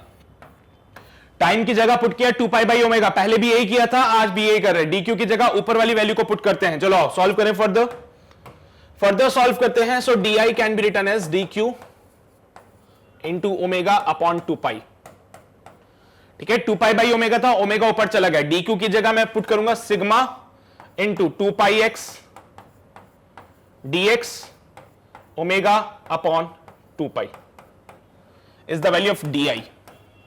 2π से 2π मर जाएगा, सो di का जो वैल्यू मुझे मिलेगा sigma pi omega x dx। छोटा सा करंट भी मिल गया, इस छोटे से करंट की वजह से छोटा सा मैग्नेटिक मोमेंट आएगा given by di into A, इस छोटे से करंट की वजह से छोटा सा magnetic moment given by di into A. यहां पे बताओ इसका area of cross section pi x square, क्या ये बात सही है, देखो x is the radius of this element, इस एलिमेंट का रेडियस कितना है x है, तो यहां पे जो एरिया ऑफ क्रॉस सेक्शन है पाई एक्स स्क्वायर हो जाएगा, लिख दो यहां पे, एरिया की जगह लिखेंगे पाई एक्स स्क्वायर, di की जगह लिखेंगे sigma pi omega x dx into area की जगह लिखेंगे pi x square. Solving it further तो यहां बनेगा सिग्मा पाई का स्क्वायर हो जाएगा ओमेगा x का cube dx is the value of d mu. छोटा सा मैग्नेटिक मोमेंट, बड़ा मैग्नेटिक मोमेंट चाहिए तो इसका इंटीग्रेशन कर दीजिए, सो बड़ा मैग्नेटिक मोमेंट चाहिए तो इसका इंटीग्रेशन कर दीजिए। कहां से कहां तक करेंगे इंटीग्रेशन, x का वैल्यू कहां से कहां तक जा सकता है वो देख लेते हैं। x का वैल्यू सेंटर पे होगा तो 0, बाहर जाओगे तो रेडियस के जितना, x का वैल्यू सेंटर पे होगा तो 0, बाहर आओगे तो रेडियस के जितना हो जाएगा, यानी कि 0 से लेके r तक ले जाएं, इसको 0 से लेके r तक ले जाएं, क्योंकि x का वैल्यू सेंटर पे 0, जैसे जैसे बाहर आएगा x की वैल्यू r के बराबर हो जाएगी, तो x का जो लिमिट है वो 0 से लेके r तक लगा देना। यहां पे होगा sigma pi square omega integral of x cube dx 0 से लेके r तक, सो म्यू का जो वैल्यू मिलेगा sigma pi square omega dot x की power 4/4, limit will be from 0 to r। सो म्यू का जो वैल्यू मुझे मिलने वाला है वो मिलेगा sigma pi square omega x की r की power 4 by 4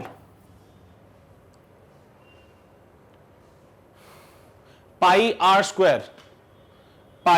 square is the area. तो sigma pi are square is the area, एक पाई बच गया, omega are square by 4। Sigma pi को अलग निकाला, आर स्क्वायर को अलग निकाला, sigma into area, pi are square क्या है? पाई आर स्क्वायर इस पूरे डिस्क का एरिया है। Pi are square is the area of the complete disc.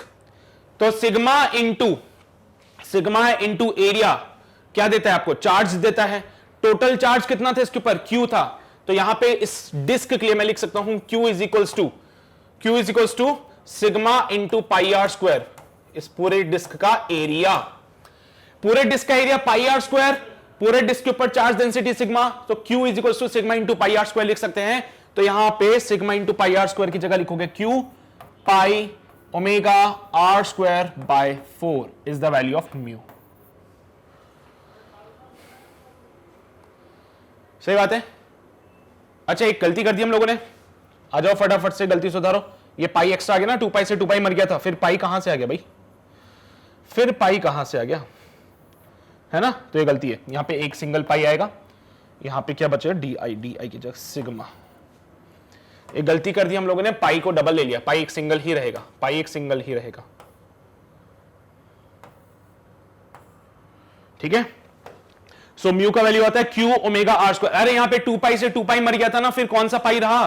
फिर तो इसका पाई आएगा, एरिया का पाई जो था वो आया कंटिन्यूटी में। तो Q omega are square by 4 is the value of mu. Magnetic moment disk के लिए आ रहा है Q omega are square by 4। Disk के लिए मैग्नेटिक मोमेंट आ रहा है Q omega are square by 4। जरा इसके लिए एंगुलर मोमेंटम भी निकाल लें। Angular momentum for the disk I into omega. Disk के सेंटर यानी कि एक्सिस के अबाउट मोमेंट ऑफ इनर्शिया होता है mr स्क्वायर बाय 2। डिस्क के सेंटर के अबाउट अगर मोमेंट ऑफ इनर्शिया निकालते हो तो it comes out be mr square by 2। तो L की जगह लिखेंगे mr स्क्वायर ओमेगा बाय 2। तो L पता है, मैग्नेटिक मोमेंट भी पता है। चलो भाई सॉल्व कर दीजिए। Q omega are square by 4, Q omega are square by 4 is the value of mu.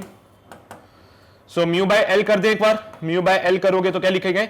Q omega are square by 4 dot m omega are square by 2। Omega are square से omega are square मर जाएगा, 2 से 2 मर जाएगा, solve करेंगे तो Q by 2m रह जाएगा। तो mu by l Q by 2m के बराबर आ रहा है।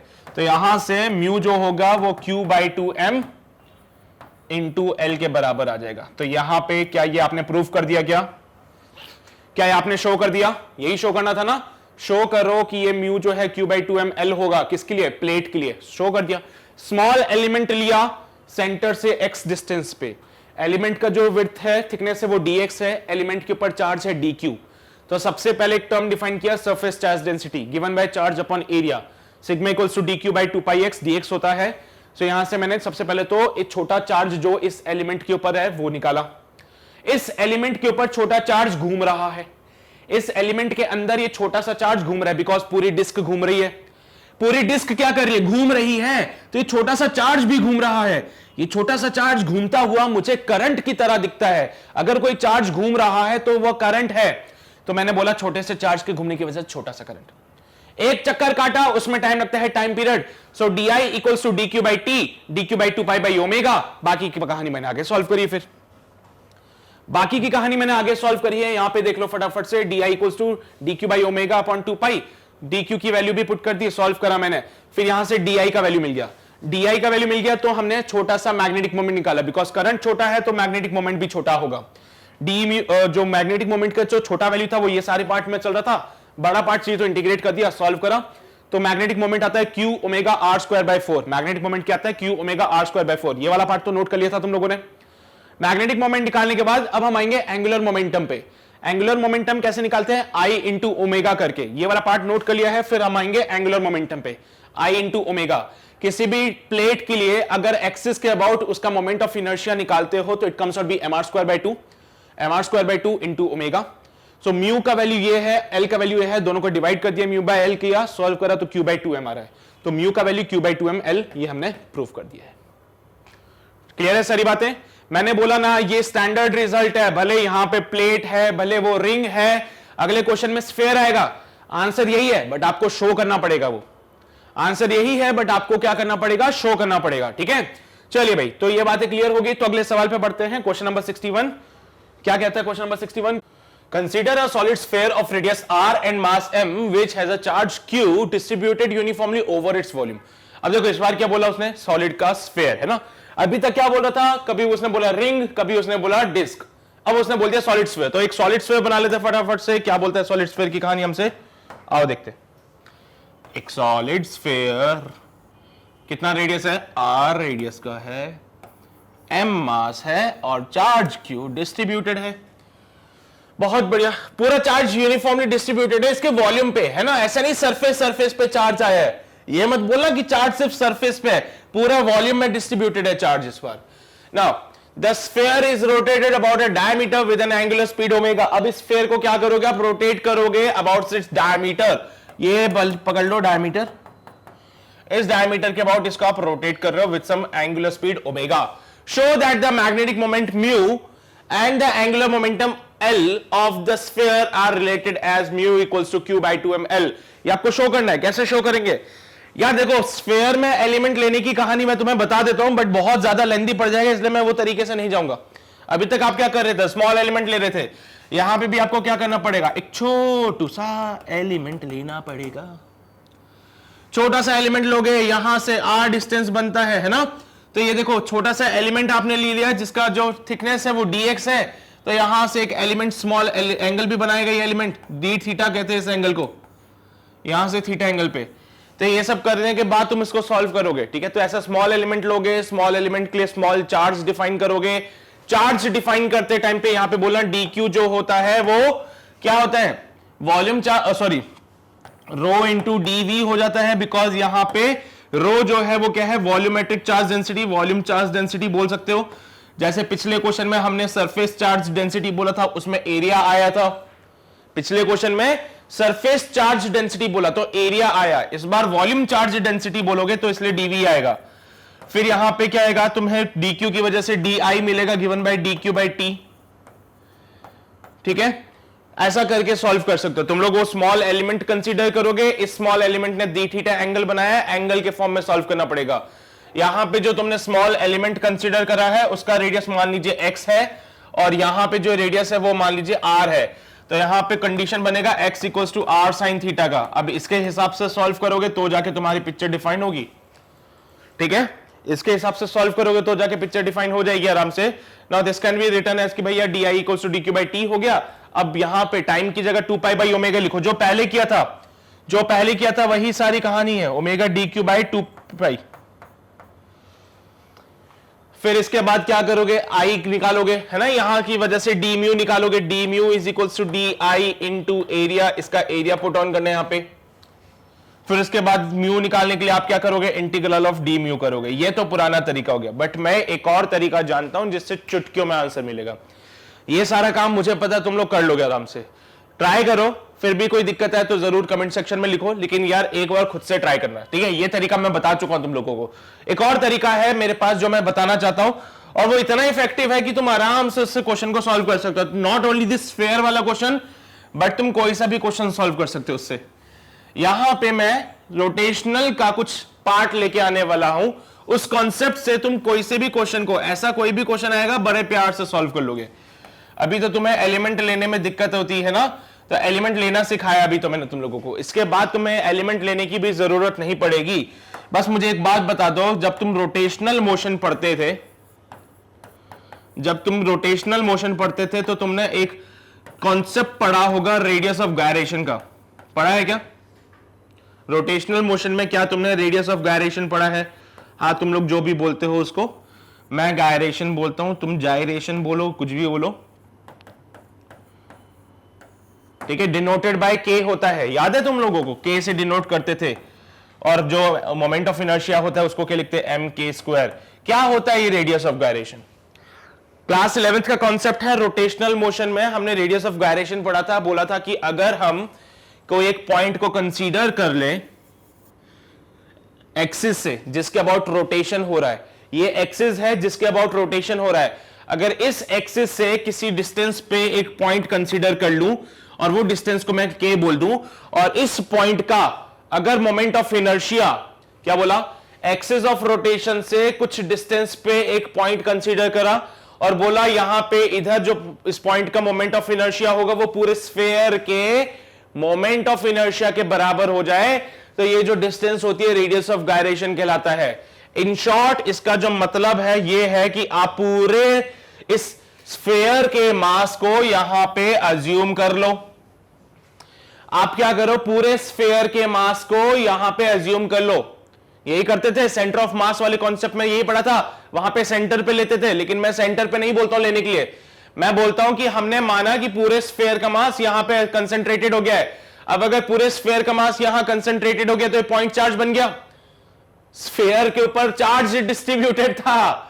अब पूरा स्फेयर का मास यहां कंसंट्रेटेड हो गया तो पूरे स्फेयर का चार्ज भी यहां पे आ जाएगा। जब तुमने क्लास 11th में सेंटर ऑफ मास पढ़ा तो क्या बोलते थे, पूरी बॉडी का मास उसके सेंटर ऑफ मास पे कंसंट्रेट करवा दीजिए।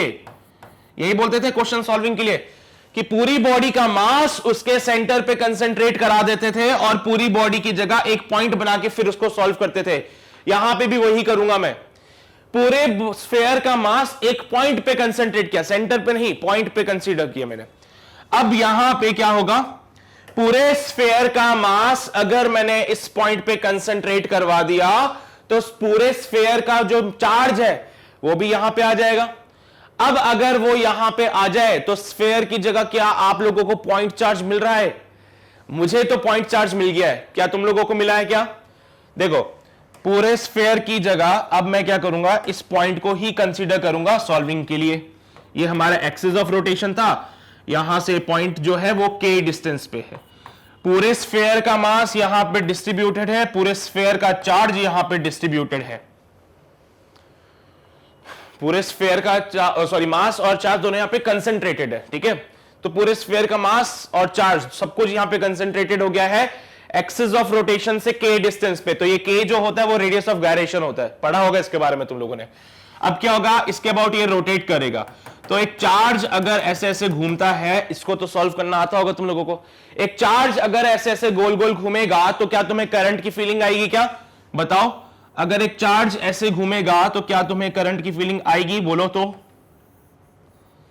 क्या तुम्हें करंट फ्लो होता हुआ दिखेगा?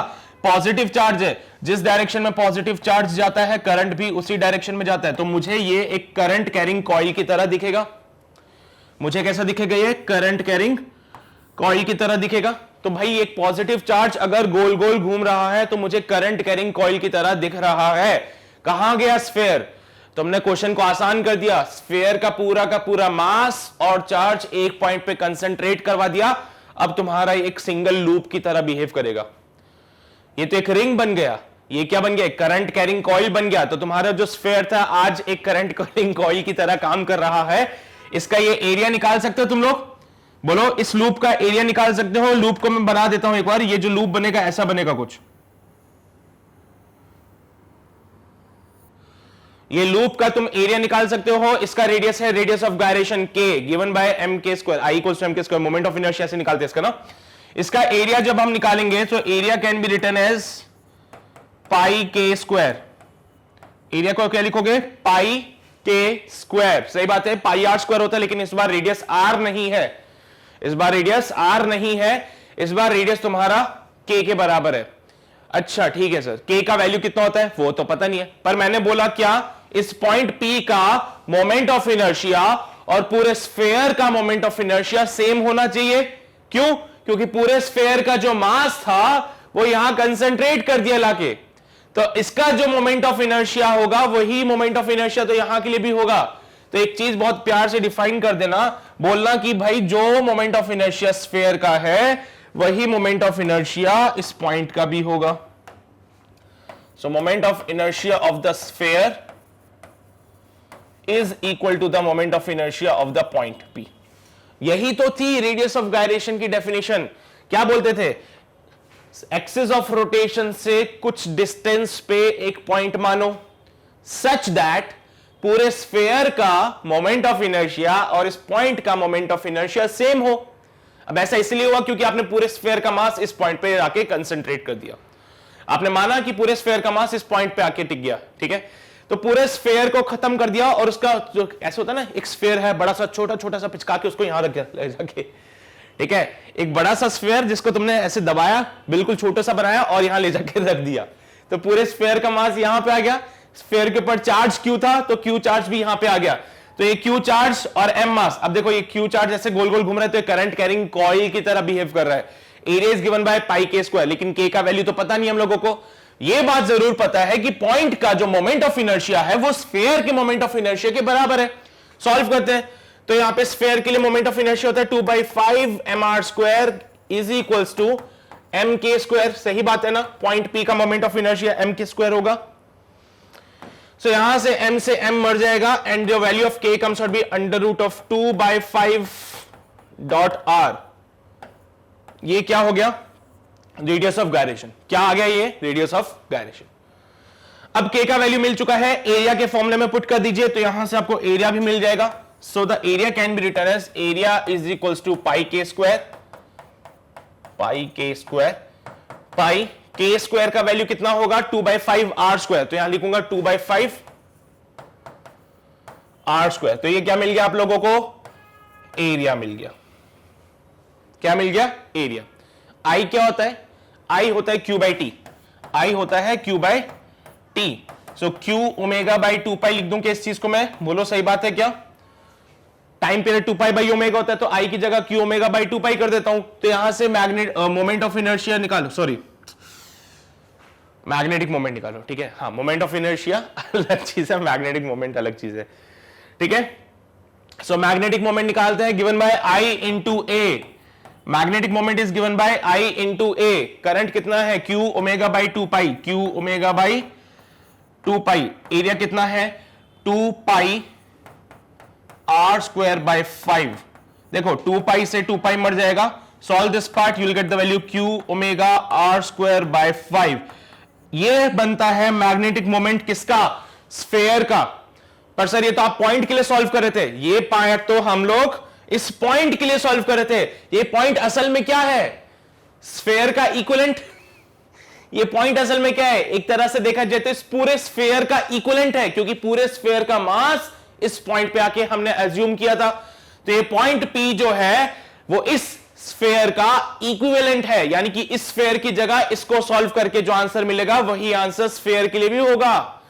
तो ये जो मैग्नेटिक मोमेंट तुमने निकाला है ये तो सर इस पॉइंट के लिए निकाला था, और ये पॉइंट किसका है, इस स्फीयर का है, तो ये मैग्नेटिक मोमेंट किसका निकला, स्फीयर के लिए।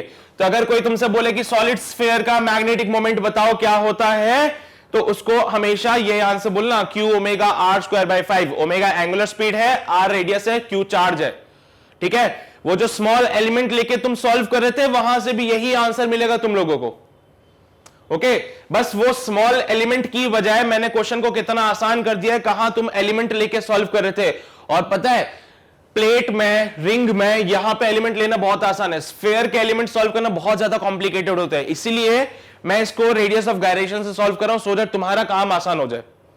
तो ये वाला पार्ट हो गया, यहां से मैंने मैग्नेटिक मोमेंट निकाल लिया है, अब बात आती है एंगुलर मोमेंटम फाइंड करने की। So angular momentum is given by I into omega, angular momentum is given by I into omega, I कितना है 2/5 mr square into omega is the value of angular momentum.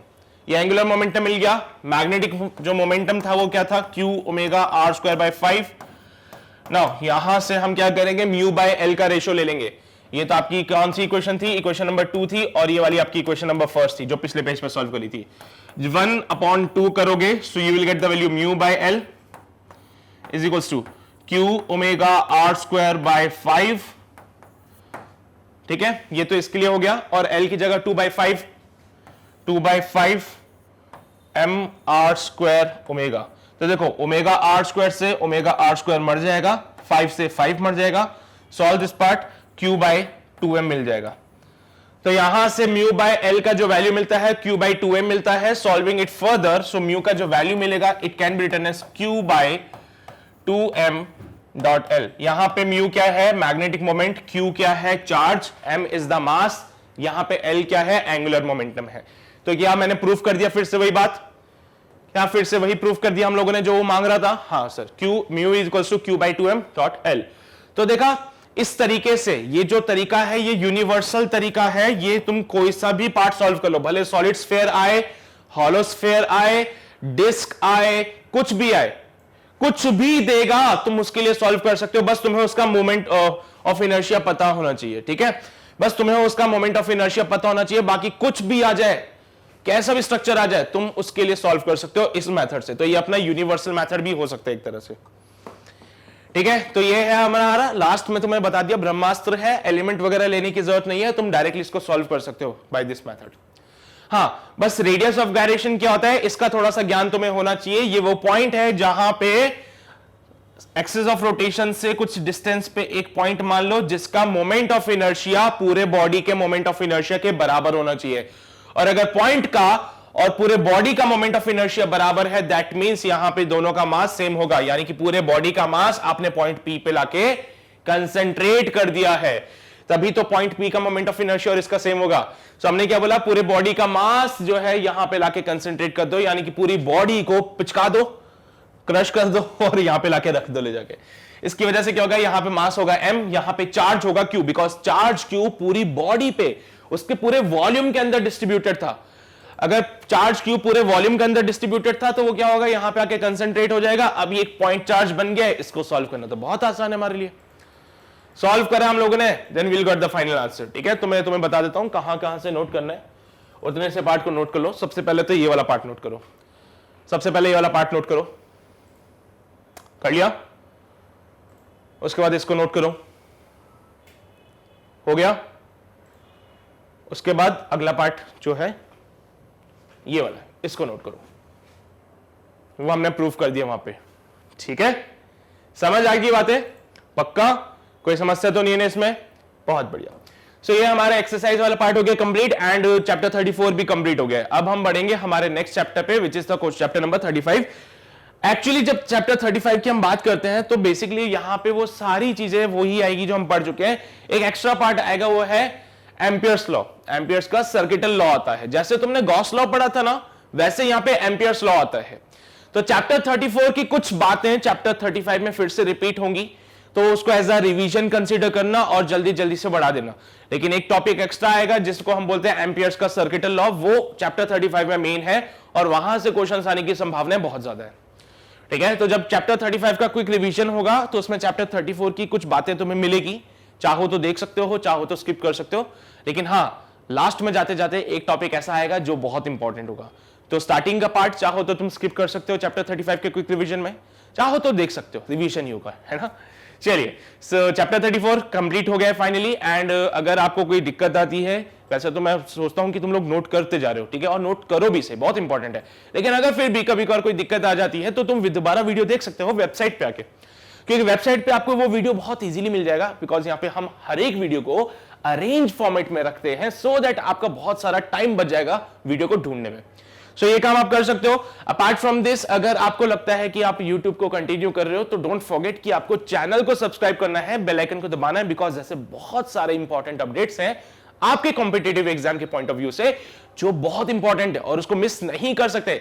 So make sure आप channel को subscribe करना है, bell icon को दबा लेना and share करो to the maximum number of students, so that उनको भी वो बेनिफिट मिल सके जो आप लोगों को मिल रहा है, right? So before the ending of this session ये सारे काम कर दिया करो और सेशन को लाइक जरूर किया करो। लाइक नहीं करते तुम लोग, बहुत बुरी बात है।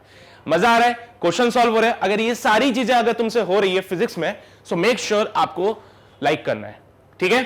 तो ये सारे काम इस सेशन में हो गए। अब बाकी की बातें हम करेंगे हमारे अगले सेशन में। तब तक अपना ध्यान रखो, पढ़ाई करते रहो। All the very best.